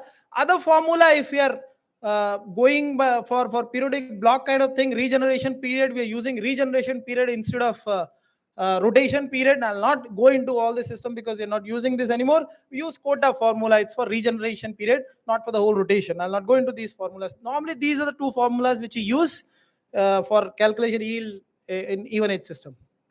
Now we'll come to uneven age system yield. And as I said, that yield in uneven age system is not in terms of volume. Here you see that it was in terms of volume because you're talking about growing stock. In case of even uneven age, it's number of class 2 tree which is reaching in class 1 tree. Class 1 trees are trees which are above the selection girth or selection diameter. So it is a number of trees we calculate the yield. And the basic and in uneven age, there are two methods actually which we can use to calculate the yield. One is Brindis method, which we are not using anymore. We are only everywhere in selection improvement working circle, we're using only Smithy's formula. So I'll focus only on Smithy's formula. I'll not go into the Brindis formula. Brindis formula is also for calculating yield in uneven age forest. More or less same, but Smithy's has put some safeguard. Now, Smithy's formula, if it makes some presumption. First of all, it says that the exploitable trees are already standing and being recruited everywhere. Okay, so in selection system, all of you know, we'll fix a selection girth. Okay, if we call them class 1 trees, above trees which are above selection girth, we call them class 1 trees. Just below that class 1 trees, they are class 2 trees limited to some certain girth. Below 2, there will be 3, there will be 4. Whose diameter are less. So it says that exploitable trees or class 1 trees are spread everywhere in the forest. Second is middle and younger age trees are well represented. I think this assumption will have meaning more once I come to the formula. I'll come to the formula first. Now this is the formula, Smithy's formula. It looks complex, but it's very simple. It says that what it does, it calculates yield. And yield means that how much trees are coming from class 2 to class 1. And if we have introduced the concept of felling cycle, then during the felling cycle, how many trees are coming from class 2 to class 1, that becomes the yield. Now, when I say introduce the concept of felling cycle, what I mean that in true selection forest or true selection system, we are supposed to go into the whole forest area and take out trees which are spread in the whole area. Suppose 1 lakh hectare of forest area is there. I'm managing it under selection system. So in ideal selection system, I am supposed to go into this 1 lakh hectare of area every year and pick the trees what I want to harvest. But practically that is not possible. Administratively, it is not possible to walk 1 lakh hectare area every year. So what I do, I reduce my administrative field work. I introduced the concept of felling cycle. Ideal selection system, whole forest area should be worked every year. Administratively, it is not possible. So I say that I'll reduce the area. If I reduce the area by 10 times, I introduce felling cycle of 10 years.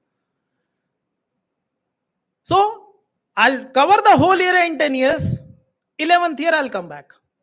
Was supposed to come every year, but I introduced the concept of felling cycle. 10th year, I'll cover the whole area in 10 years. 20 year, that means I'll cover the whole area in 20 years. 30 year felling cycle, I'll cover the whole area in 30 years.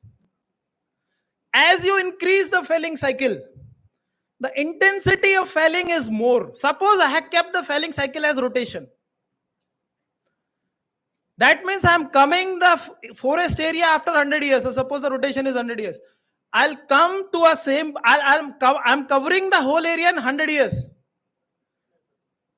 It becomes even age system. Because I had divided my whole area in 100 part and I'm only handling a single piece, I'll come back to this area after 100 years. So as you increase the felling cycle, I had to take out the yield from this small portion. And as I said, yield will be taken out every year. Whatever forest is putting up, I had to take out. So if I reduce the area, if suppose felling cycle is 10 years, I had divided this area in 10 parts. Now I'll be taking yield from one part every year. 1, 2, 3, 4. Every year I'm taking the same yield every year. Now I had divided this area in 100 parts. The area becomes smaller. Same yield I'm taking out from the smaller part. So felling will become heavier. It's like even age system. I'm felling most of the tree from that area. So increase in felling cycle, increase the intensity of felling. So you'll have to be judicious about the how much administrative convenience you require and how much intensity of felling you require. And on that basis, we fix the felling cycle. So we have introduced the concept of felling cycle in selection system. So we are not working the whole area every year. We are working during the felling cycle. And Smithy says that, or the yield in that forest will be class 2 trees coming into class 1 tree during the felling cycle will be the yield. And he calculates like this.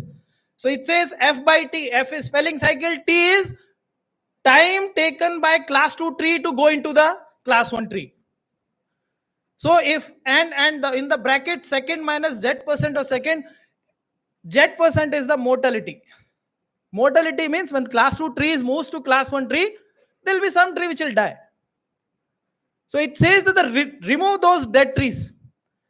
So there were 100 trees in class 2. When they reach to class 1, only 40 trees are left.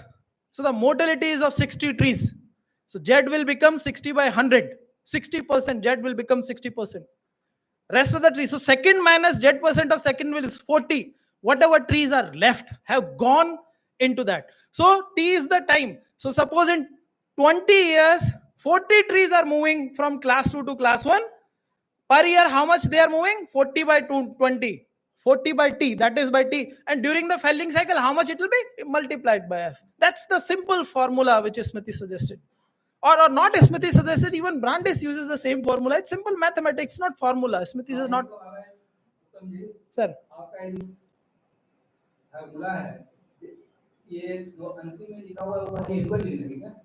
Sir मैं अब आ रहा हूं sir उस पे बस हाँ annual yield है sir मैं आ रहा हूं सर मैं वो बस वो समझाऊंगा सर थोड़ा सा sir so that's the simple yield x. The first x written is that is the yield. Now the thing is, so that x is during the felling cycle, and so that yield every year you'll take out that x. And why x? Sir शायद वही पूछ रहे हैं.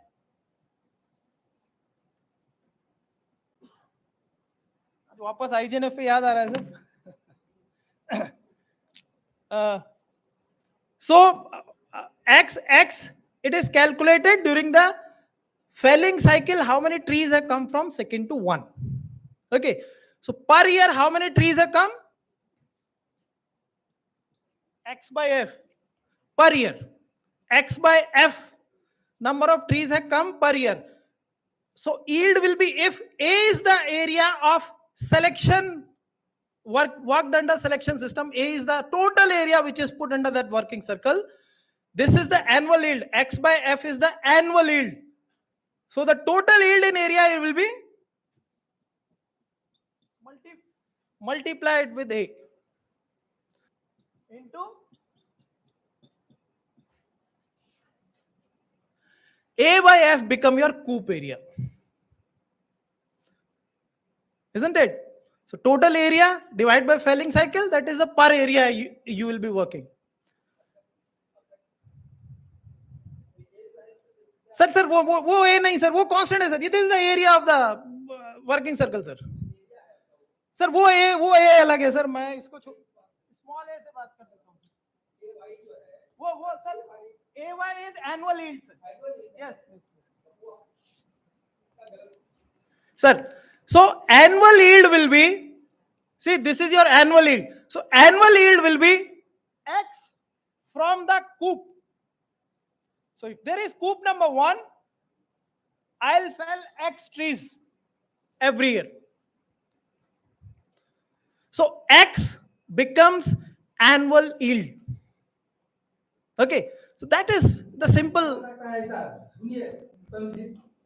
ये आपका जो x है, ये हेलिंग साइकिल पीरियड में क्लास 2 से बनने गया है. तो एनुअल यील्ड जो है ये कैसे हो सकता है? ये हेलिंग साइकिल पीरियड में इतना सर वही समझा रहा था सर वही समझा रहा हूँ. वो माइक है क्या यार? माइक कहाँ गया? माइक कहाँ है दूसरा हाथ वाला? ला देना सर. मैं वही बता रहा हूँ सर, वो थोड़ा सा समझना है सर बस उसको सर.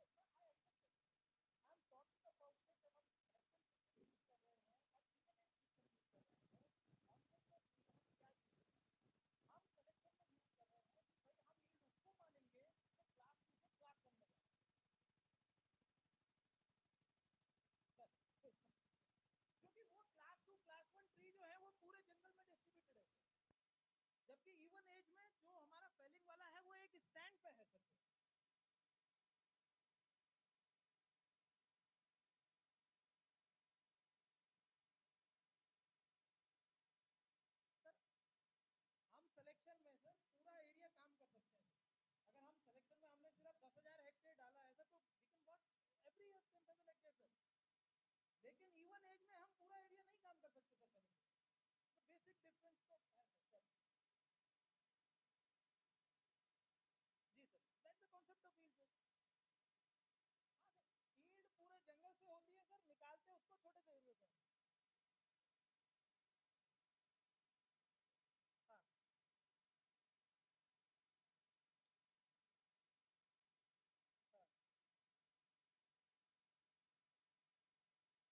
हाँ हाँ, नहीं नहीं यार, एक्स जो है क्लास 2 से क्लास 1 में जितने ट्री जा रहे हैं वो एक्स।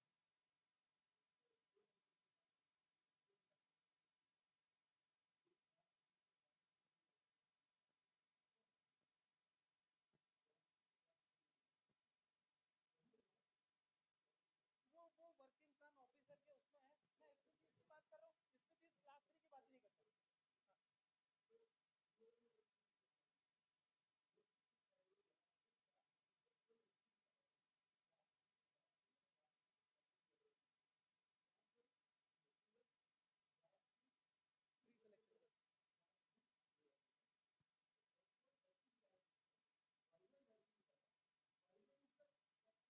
हैं, वो वही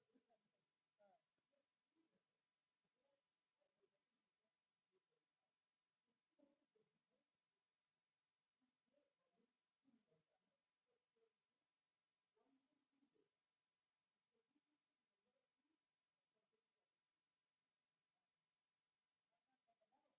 हैं, एक साल में कितने जा रहे हैं एक्स पर है, और ये एक साल के हैं चलिए एक्स पर है, और एक साल में हमें पूरे एरिया से निकालना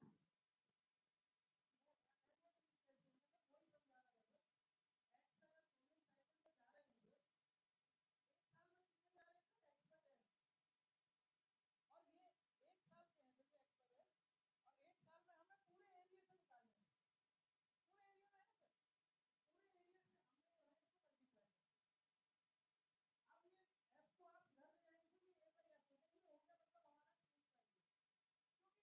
मल्टीप्लाई करना। अब ये एफ को आप घर ले जाएंगे तो ये बाई एफ हो गया, मतलब हमारा क्यूब का एरिया, क्योंकि हम सर एक क्यूब में काम कर रहे हैं, पूरे एरिया में काम नहीं कर रहे। तो ये एनुअल यील्ड हमारी एक्स, तो एनुअल यील्ड इज एक्स, तो ये एक्स हमें हर साल निकालनी है क्यूब के एरिया से, पूरे एरिया से नहीं, पूरे एरिया से निकालने के तो वो पहले साइकिल की जरूरत है। एक्स जो है वो हम क्यूब के एरिया से निकाल रहे हैं, X is the yield which we are taking out. अब इस यील्ड को बड़ा सिंपल सा है, ट्रांजेक्शन वो कहां तक है, एक्स आपके क्लास से क्लास में आ रहे हैं ऑर्डर, फिर कर दीजिए, व्हाट इज द प्रॉब्लम। आपने एक्स कैलकुलेट कर लिया, तो एक्स जैसे 4 बाय 7 में आ रहा है कि 10 फीट पर हेक्टेयर आ रहा है, X is coming out to 10 feet पर हेक्टेयर। तो 10 फीट पर हेक्टेयर आपका क्यूब है 5000 हेक्टेयर की क्यूब, फर्स्ट ईयर का कितने 1000 हेक्टेयर का फर्स्ट ईयर का क्यूब है, 4 से 10 की मल्टीप्लाई करिए, 10000 tree you fell every year during the fertilization you fill x number of trees, that's the simple। इसमें लेकिन खतरा क्या है कि ये कैलकुलेशन 3 साल के लिए की हुई, ये हो सकता है कि हम जो थ्योरेटिकली डेटा यूज कर रहे हैं वो करेक्ट ना हो, हमने कैलकुलेट किया है, पर अगले 30 साल हो सकता है एक्स ट्री ना आ रहे हो class 1, there is a chance that that number of tree coming class 2 class. So if less number of tree comes in class 1 from class 2, there are chances that you will be over harvesting during the planting cycle. Right? It's good to be safe one, but you don't over harvest. और अगर ज्यादा tree आ गए तो you don't have to harvest only. तो Satish ने कहा कि you should safeguard your yield. And that's why he devised this Smithy's safeguarding formula. What he said, that X is my number of trees which you will fell every year, but I'll make a ratio, कितने average tree मेरे पास में available है during the felling cycle, class 1 के मेरे पास में कितने एवरेज ट्री अवेलेबल हैं, क्लास 1 के कितने एवरेज ट्री अवेलेबल है? जितने मेरे फर्स्ट ईयर में है, क्लास 1 ये हो गया। आज की तारीख में मेरे पास में कितने हैं? Plus during the felling cycle कितने एवरेज ट्री पहुंचे हैं। तो एवरेज ट्री कितने पहुंचेंगे? टोटल एक्स है, आप कर दो। ये मैथमेटिकली प्रूव हो सकता है, ये सब जो इंजीनियर है वो सब निकाल लेंगे, है ना। वो एवरेज भी हो जाएगा सर। हाँ, वो एवरेज होगा तो एक्स। तो ये average number of trees during the felling cycle उसका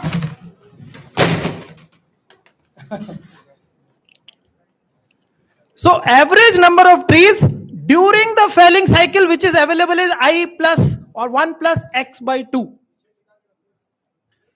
He has just taken a ratio. उसने कहा कि total availability, average availability 1 plus x by 2. I am harvesting x.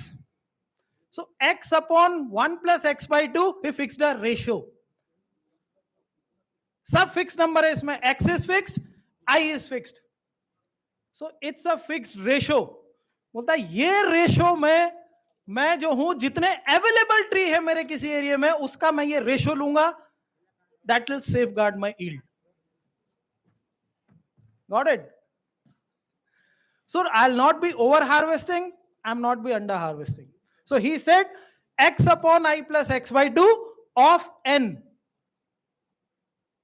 और इसके साथ में उसने एक कांस्टेंट जोड़ दिया a. अब क्योंकि forestry is not exact science in a sense कि वो F is equal to M A नहीं है जी sir. N is total number of trees available in that year when on in that coupe जिसको आप फेल करने गए हैं सर.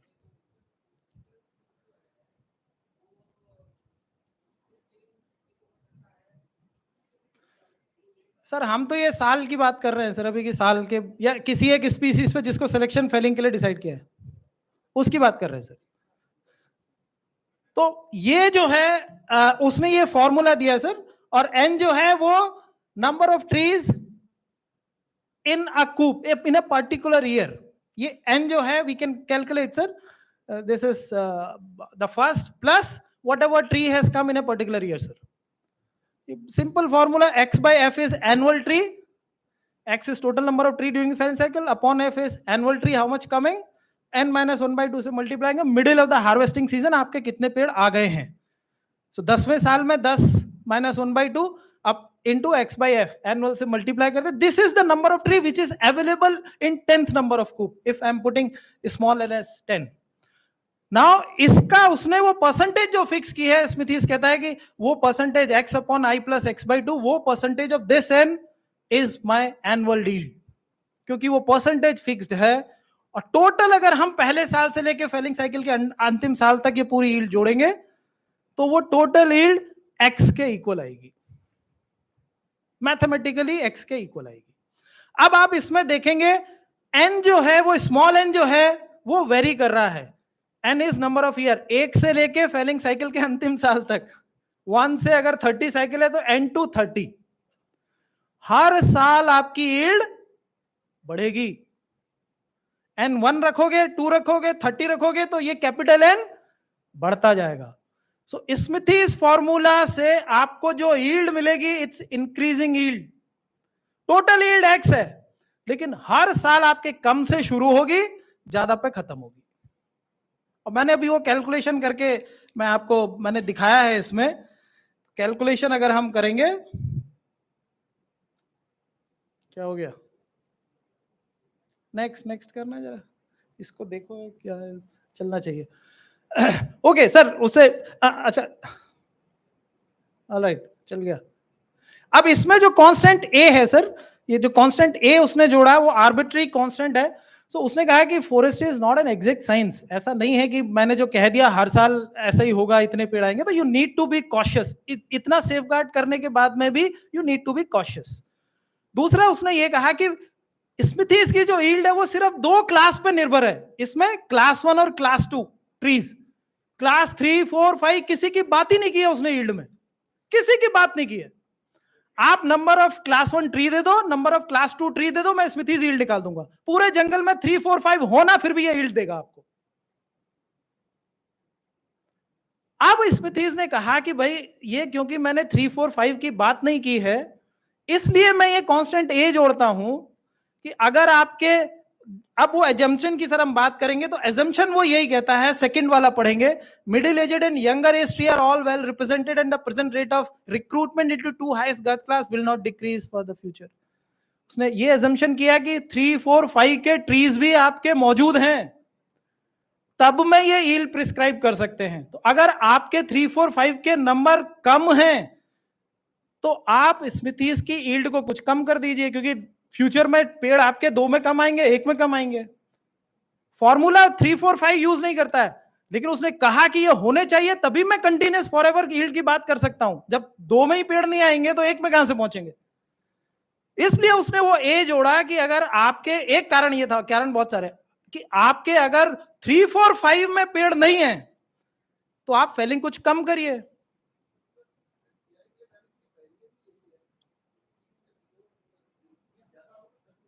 हाँ, वो सिलेक्शन फॉरेस्ट होना चाहिए ना, तभी तो स्मिथीज लगाएंगे। स्मिथीज लगाएंगे ही तभी जब सिलेक्शन फॉरेस्ट हो। अब मैं इस पे आता हूं। देखिए, कोरबा का मैंने डेटा लिया है, 3 वर्किंग प्लान का, जो मेरे को यहां से दिया है पंकज और अरविंद ने। 2001-2 का वर्किंग प्लान, 11-12 का, और 2024-25। और मैं इसीलिए बता रहा था शुरू में ही कि I was praising the work we have done in Korba, the prescription which have been prescribed in Korba Forest Division. Just look at the number of trees in each working plan. सबसे कम number जो थे 2001-2 में है 87, सबसे ज्यादा अभी current working plan में 225। So we have done something, number improve हो गए हमारे। एंड पहले 2001 में अगर हम देखेंगे तो जो ग्रेटर देन 120 गर्थ क्लास है, it was 24। Lower girth class में पेड़ नहीं थे। आई डोंट नो उससे पहले क्या प्रिस्क्रिप्शन थे कि ऐसे लोअर गर्थ क्लास में पेड़ क्यों नहीं थे, लेकिन लोअर गर्थ क्लास में, हायर गर्थ क्लास में सबसे ज्यादा पेड़ थे, 24। फिर हमने प्रिस्क्रिप्शन दिए, वो लोअर गर्थ क्लास के पेड़ हम कम लेके आए 12 पे, और 12 से अभी इस वर्किंग प्लान में 20 बढ़ गए। और अगर हम इसका एंडी कर्व बनाए, look at the work we have done. लोग कहते हैं कि हम जंगल खराब कर रहे हैं, we have gone from green to blue, perfect inverse J curve. हमारा पहले ग्रीन था, फिर रेड हुआ 11-12 में, और उसके बाद 24 में परफेक्ट हो गया। लोअर गर्थ क्लास में हमने पेड़ बढ़ा दिए। This is the wonder we have done. मैं इसका एग्जांपल और ये है, this is the basal area I have calculated. Forest degradation का सबसे बड़ा इंडिकेशन क्या है कि ये रिड्यूस और increase the basal area. Basal area अगर कम हो गया तो जंगल खराब हो गया हमारा। बेसल एरिया देखें, 2001 6.9, 2024 इट इज 10। मैं रामनगर की बात बोल रहा था, रामनगर में भी इट्स अराउंड 11। जो जी सर, सर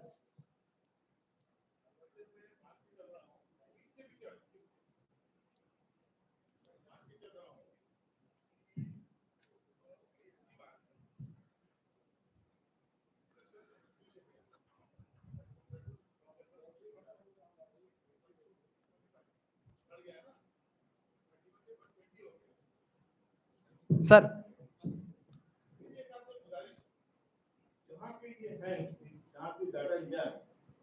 मुझे बहुत सीरियस डाउट है, ये 120 में कॉपीज को जोड़ लिया तो सीड ऑर्डिंग के नहीं है, इससे high forest system forget about them.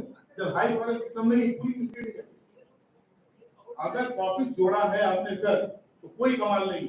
अब सर ये वर्किंग प्लान का डेटा है सर, ये मेरे को जो वर्किंग प्लान से मिला है सर। सर सर सर मगर उसमें बहुत खुश होने की जगह नहीं है, क्योंकि अगर वो कॉपीज है तो बिल्कुल भी खुश होने की जरूरत नहीं है।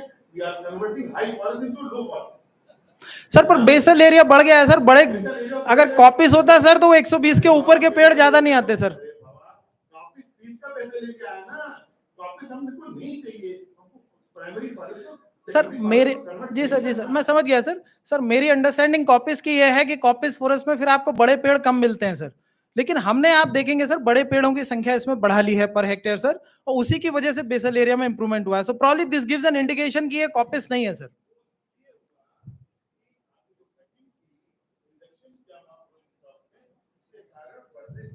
स्पेस मिला, इसके फर्दर प्रमोशन हो गए, नो डाउट फर्दर प्रमोशन हो गए आगे, लेकिन न्यू रिक्रूटमेंट नहीं हुए क्योंकि कॉपी से दबा दिया। मे बी सर वो working plan sir sir may be sir वो वर्किंग प्लान देखना पड़ेगा सर कि उसमें क्या स्टेटस है कि ये रीजन सीट से है कि वो वैसा है सर सर सर नहीं जाता सर, वो मेरा भी अंडरस्टैंडिंग यही है सर। अभी अपन डाउट नहीं कर सकते सर।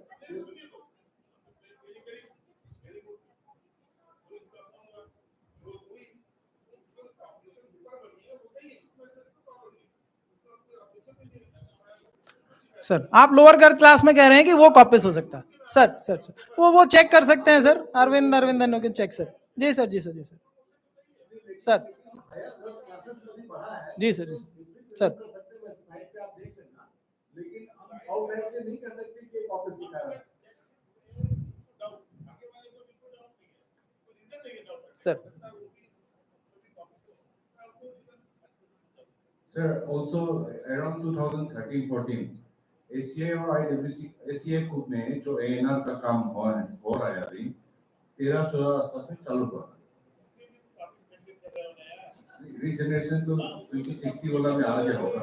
ANR उसी समय चालू हुआ है सर। सर चेक कर लेंगे सर, मैं आगे बढ़ता हूँ सर वरना रात हो जाएगी सर यहाँ। सर सर सर सर ये दिस द बेसल एरिया, ऐसा the basal area improvement has taken place. ये अब मैंने कोरबा का डेटा रामनगर से कंपेयर किया, रामनगर का डेटा ये बैलेंस्ड अनइवन एज स्ट्रक्चर का there is a working plan, मैं भूल रहा हूं कब का है, लेकिन 60s में एक उन्होंने दिया हुआ है कि what is balanced uneven age structure कैसी होनी चाहिए, किस डायमीटर क्लास में कितने पेड़ होने चाहिए ideally. When I say balanced uneven age structure, ideally what should be the case, and this the case, and compare it with 2024 data of Korba. It's more or less same. It says 214 trees, it's a 225. The basal area is more or less same. So we have achieved from 2001 to 2024, we have achieved what we wanted to achieve, and it's no mean feat. I'm telling you, this is a wonderful work which has been done in Korba Forest Division. So ये अच्छा है, it can be projected. Now sir ये स्मृति safeguarding formula से जो yield calculate की है तीनों सालों में, तीनों वर्किंग प्लान में, मैं ये थोड़ा सा हाईलाइट कर रहा हूं सर। कुछ चीजें जो रेड में लिखी हैं that is to be noticed, वो पता नहीं क्यों हुआ है, ऐसा होना नहीं चाहिए। If you look at the second, first felling cycle is 30 years। जो टी लिखा है, T is the time from class 1 to class 2 trees to reach to class 1। 2001 में 30 years था, 2011 में 35 साल था, 2024 में बढ़ के 55 साल हो गया। I don't find any reason कि ये क्यों बढ़ना चाहिए। When your forest is improving, your time taken from class 2 to class 1 should not increase. That is my perception. ये क्यों हुआ है, we should check. फिर तीसरा जो है जेट परसेंटेज, मोर्टेलिटी जो है, मोर्टेलिटी रिड्यूस हो गई है। अब ये दोनों कॉन्ट्राडिक्टरी हैं थोड़ा सा, ये आपका टाइम बढ़ रहा है, मोर्टेलिटी रिड्यूस, ये थोड़ा चेक करना चाहिए कि बिल्कुल एकदम डिफरेंट हो गया है। हाँ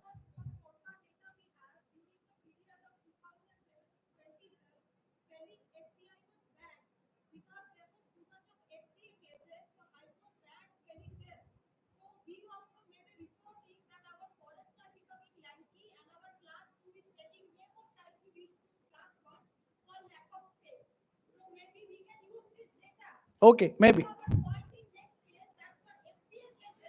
Yeah. Yes, it's true. Yeah, sure. If you look at the 4 number of class 2 trees, have also improved 15 to 25. Wonderful work. Again, fifth, number of class 1 trees from 24 it has come down to 20, but it's an ideal condition. X is the yield. Now just remember, X is the yield in Smithies. In 2001 it has 11 trees.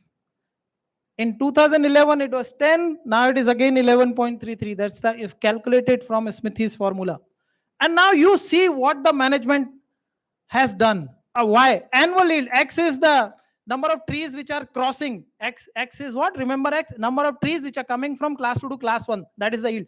Now why? Annual yield. Felling percentage of available class 1 trees. Smithies का जो AY में बताता है annual yield जो है 37% 2001 में था, 59% 2011 में था, 2024 में it is 42%. Now look at the I mean what working plan officer ने कितना अच्छा काम किया 2001 में. Look at the percentage of A he has chosen. A को उसने +29 चूज किया 2001 में. और मैंने वो वर्किंग प्लान का प्रिस्क्रिप्शन पढ़ा सर, उसमें लिखा है कि ए क्यों चूज किया, उसने कोई डिस्क्रिप्शन नहीं दिया उन्होंने कि हमने इस पे गहन चर्चा की और चर्चा के बाद हम इस कंक्लूजन पे पहुंचे कि ए को पॉजिटिव 29 रखना चाहिए. तो चर्चा बड़ी सार्थक रही सर, बड़े अच्छे लोगों ने चर्चा की होगी, क्योंकि कोई हिम्मत नहीं कर सकता कि जब आपकी स्ट्रक्चर इतनी खराब हो आप ये 29 चूज करो. दे वर strictly or technically very core forestry principle which were applied in choosing the value of 29. +29 आज कोई हिम्मत भी नहीं कर सकता कि ए को +29 चूज कर ले. They have chosen it because higher girth class के पेड़ ज्यादा थे, लोअर कम थे, तो स्पेसिंग की जरूरत थी, जंगल खोलने की जरूरत थी, ज्यादा फेलिंग की जरूरत थी. तो स्मिथीज कहता है कि 11 पेड़ कटेंगे, उन्होंने कहा नहीं आप ज्यादा काटो. ए ज्यादा चूज करके उन्होंने 66% किया. बाकी सारे वर्किंग प्लान में वो माइनस किया है. और मेरे को लगता है जो 24 का वर्किंग प्लान में सर 42 से -9 करके 33 लाया, अब हमारा जंगल अच्छा है. We should have gone 42 to 50 instead of reducing it to 33. लेकिन आजकल वो रिडक्शन की इतनी आदत पड़ गई है सर कि वो मैं मध्य प्रदेश में समझाते समझाते थक जाता हूं. But I was successful sir. Harda का जो प्लान बना है 2020 में, I gave the same kind of presentation sir, Harda की डेटा के कैलकुलेट करके. So from 57 working plan officer he was recommending -7 to 50. After my presentation and discussion, it was improved to 67. Huh.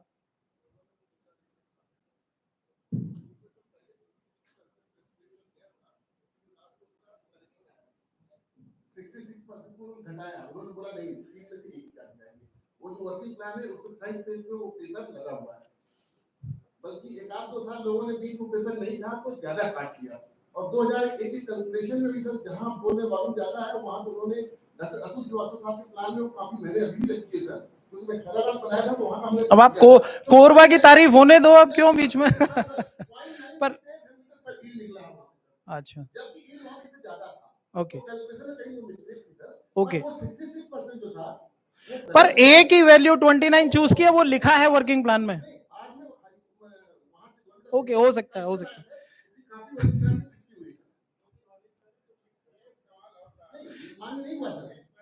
Sir sir sir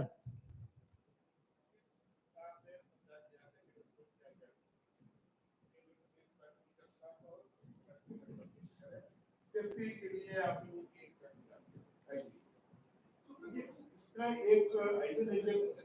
unavailable decision ये भी आता है कि on as gradation या और depth classes appropriate number of stems होने चाहिए sir.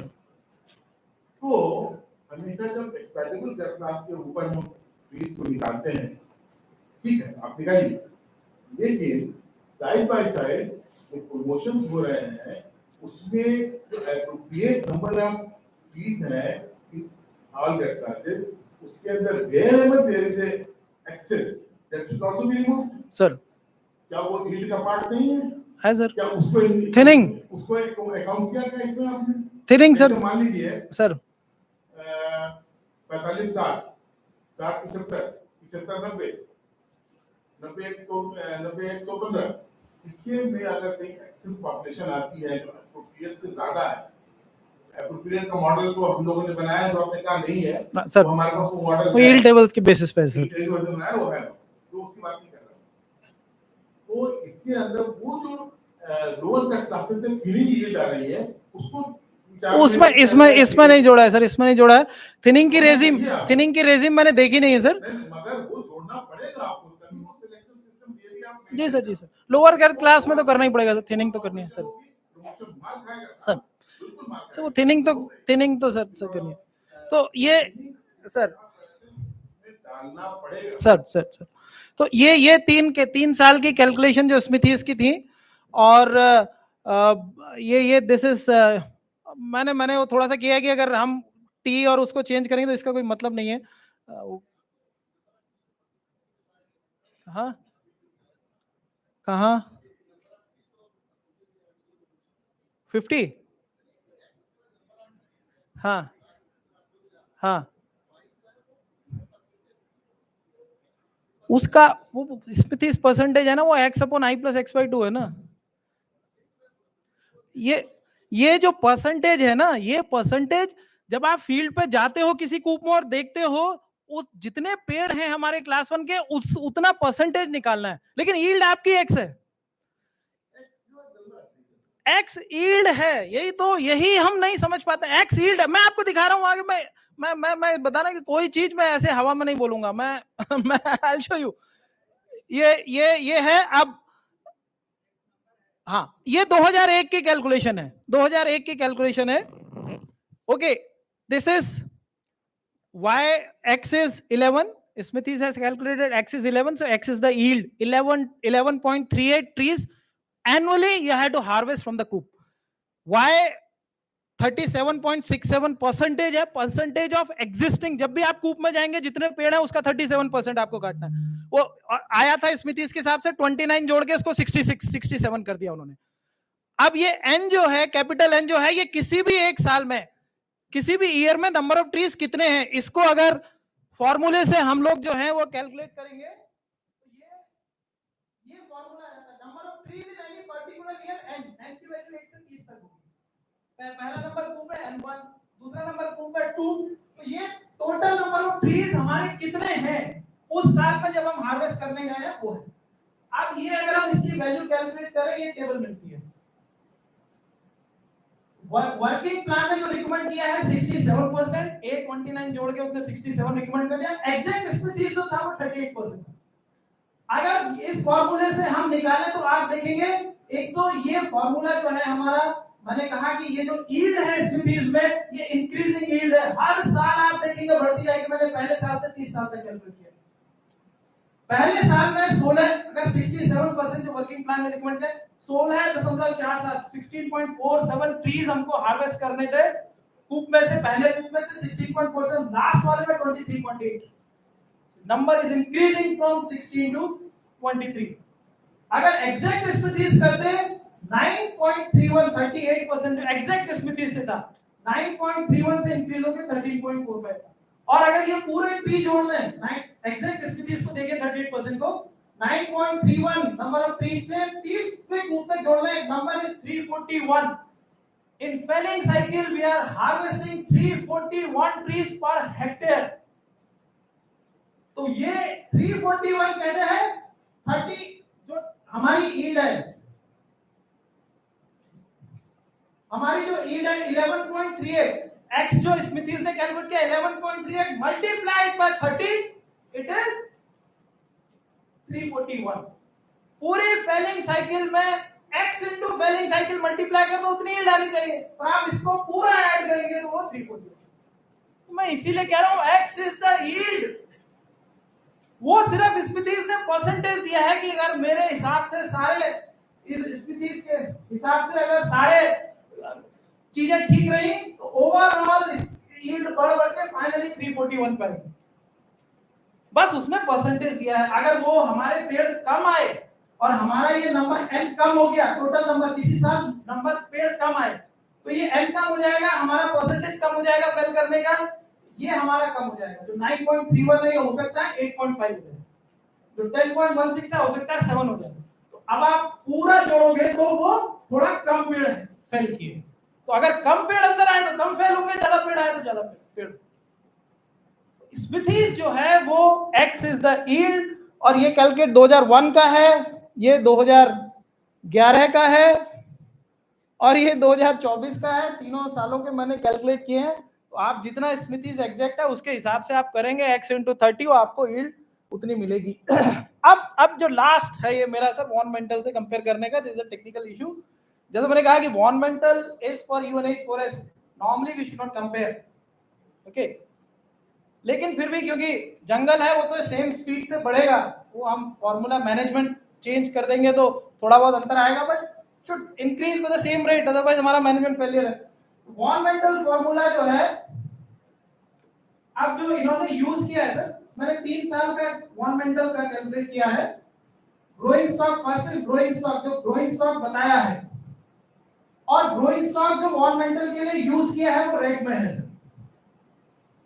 No sorry growing stock sal का सर, वो पहला वाला जो है वो टोटल ग्रोइंग स्टॉक है all species. Second column is growing stock सिर्फ साल का। अब क्योंकि मैं साल की यील्ड कैलकुलेट किया हूं सेकंड वन से, तो मैं साल वाले में ही वो रहूंगा, मैं पूरे टोटल पे नहीं गया कि ऑर्नामेंटल की जो स्पीशीज से साल की यील्ड आई है और ऑर्नामेंटल कितना।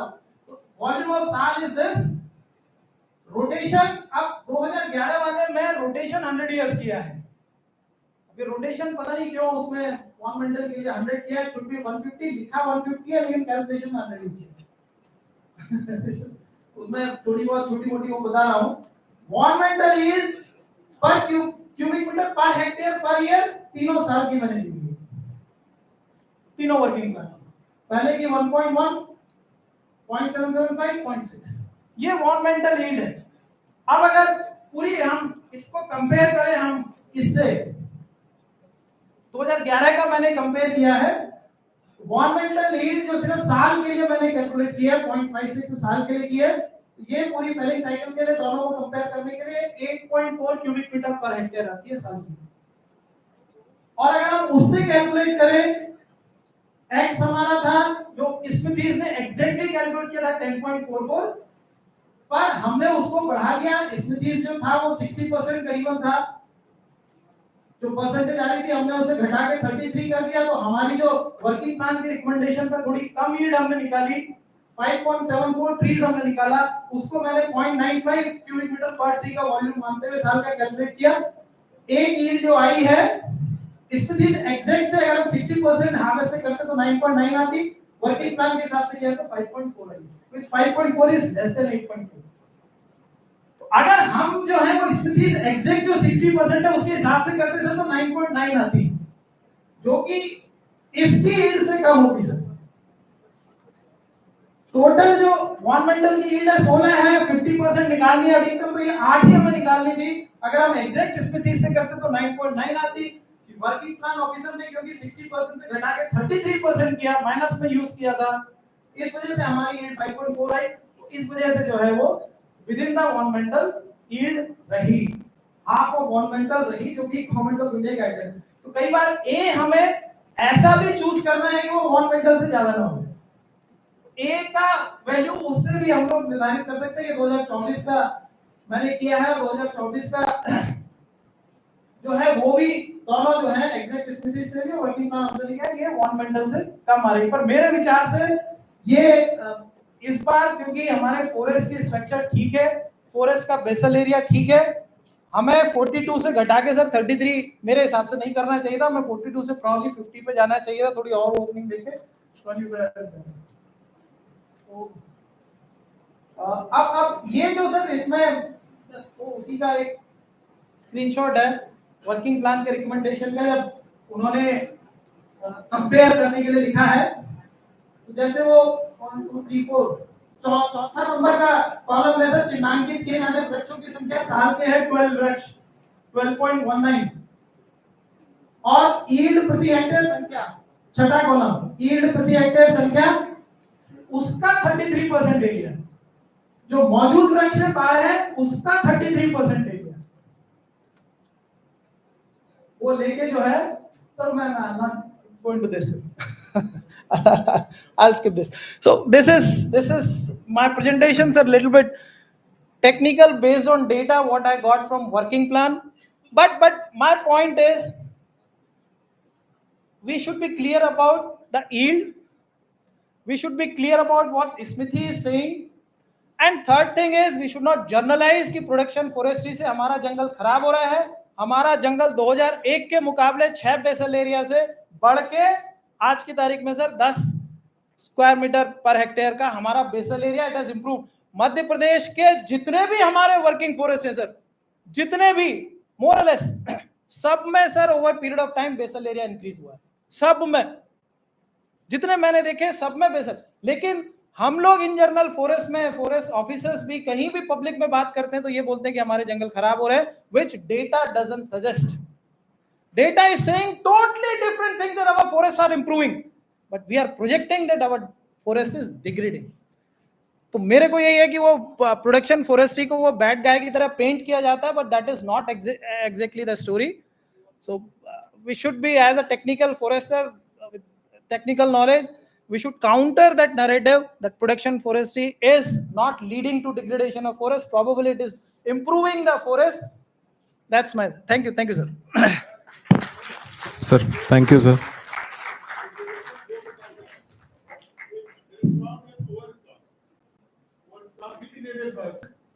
क्रॉप खराब होती जाती है, ग्रोथ नहीं होती, और they do no environmental service, carbon sequestration नहीं करते. Sir, very enriching and technical presentation, sir. Thank you so much for sharing these insights. Although we are running out of time, but it will be customary to take one or two questions, please. So I think we are late, sir.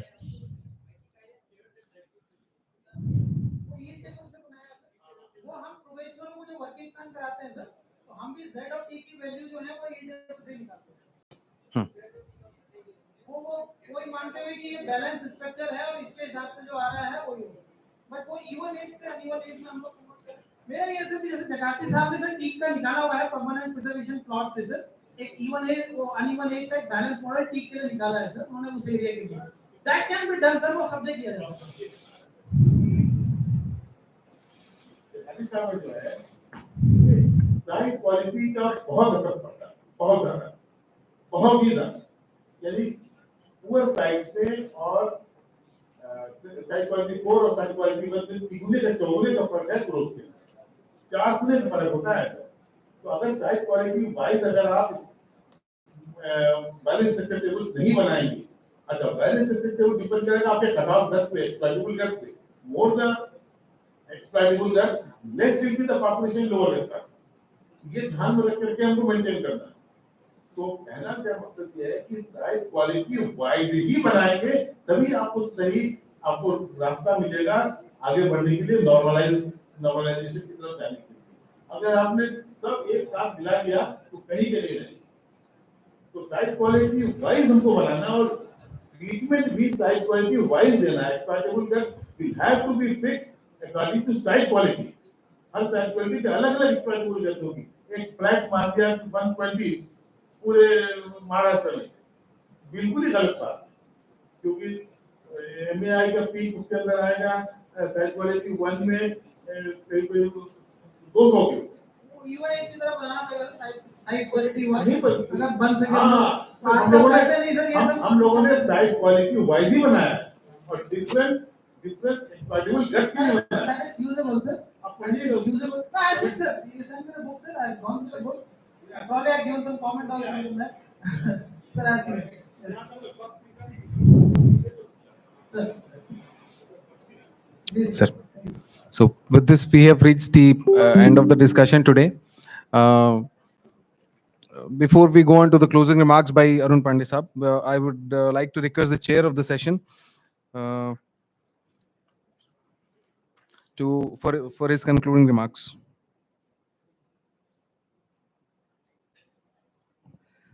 Good evening. It is one of the most interesting and most debated topic today. Thanks, Mr. Uttam Singh. He was presented with enthusiastically, and he taken us at the undergraduate level to talk about the forest management yield regulation. Always when we come for any yield calculations or yield regulations, these are all always debatable because climatic, edaphic, and biotic factors are always interacting with the forest. Definitely uniformity is very difficult. Under this kind of situation, bringing a normality in yield estimation is very difficult. Effort has been done, Mr. Uttam Singh and his Uttam Sharma and his team very effectively. Thanks for enlightening the entire forum, and I congratulate him. Let us give a very big round of applause to him because he has taken a lot of energy, enthusiasm to present what he has done it. Thank you very much for your good presentation. I equally thankful to the senior officers who has participated in the discussion in a very positive manner to sharpen the results. Thank you very much for the organizers to give this opportunity to me. Thank you very much. Thank you, sir. We have to pay our gratitude with a token of memento. I would like to request Matheshwaran sir to please come onto the stage and facilitate Dr. A. Balasubramaniam sir and provide him with the token of memento.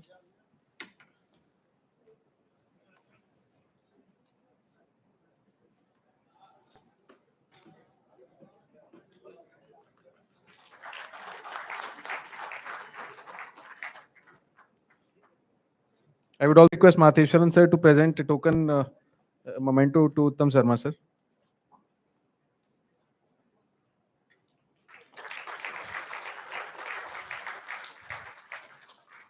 I would request Mayank to come onto the stage and present a memento to Arvind also, please.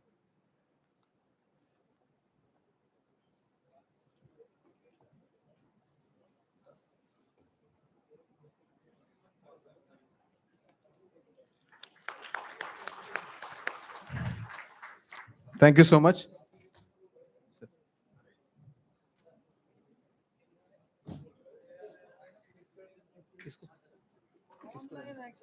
अरे वो मेरे को मिल गया ना sir, मेरे को तो मिल गया सर, दो क्या sir Sir, for a group photograph, please be on the stage, sir. Sir, हो गया sir. ला दीदी.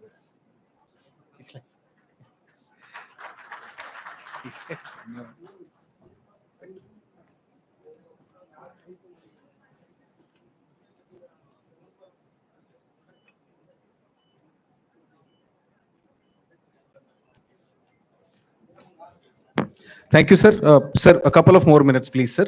For we have with this we have come to the end of this day's sessions. I would like to request Shri Arun Pandey Saab for his concluding remarks for the day.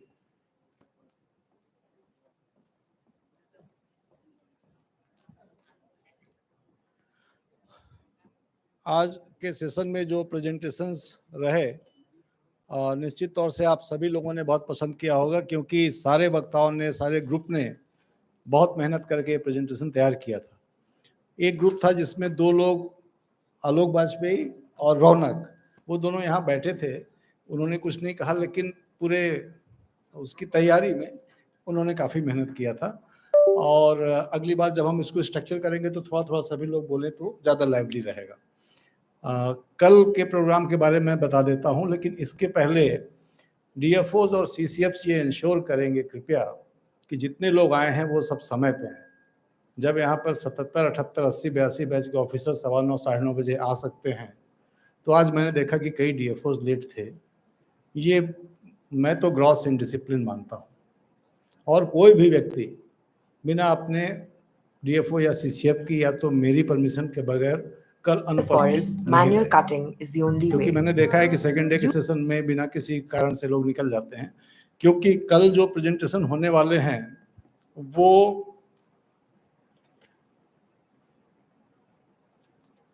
इधर से है ना, हाँ, उसमें कुछ बहुत अच्छे topics हैं, जो जैसे कि बीपी सिंह और उनकी टीम प्रेजेंट करेगी tall plant versus small plant. एक प्रेजेंटेशन होगा जो केनी और उनकी टीम ने बहुत मेहनत से तैयार किया है, आलोक तिवारी ने तैयार किया है और वो उनके सारे सहयोगियों ने। वो होगा बैम्बू फॉरेस्ट, जो हमेशा परेशान करता है हमको, कैसे उसका कंजेशन दूर किया जाए, कैसे उसको इम्प्रूव किया जाए। वीड्स पे बात होगी। सरगुजा सर्कल ने एक बहुत प्रैक्टिकल काम किया है कि जो 2023 में 24 में हमने नॉर्म्स बनाए डिफरेंट वर्किंग सर्कल्स के, उसमें और क्या इम्प्रूव कर सकते हैं, इस तरीके का बहुत लाइवली प्रेजेंटेशन होगा। और थर्ड फ्लोर पे जो यहाँ एडजस्ट नहीं हो पाते हैं वो सारे SDO, range officers third floor पे बैठ के लाइव स्ट्रीमिंग देख रहे हैं। तो मुझे उम्मीद है कि कल भी पूरे समय आप सब रहेंगे, और जितने भी अच्छे सेशंस हुए हैं, बहुत मेहनत हुई है, उससे आप लाभान्वित होंगे। Thank you. Thank you sir. मैं आज की इस सभा में उपस्थित सभी जनों को पुनः एक बार धन्यवाद ज्ञापित करता हूं, और कल के लिए अभी से आमंत्रित करता हूं, समय पर उपस्थित रहें।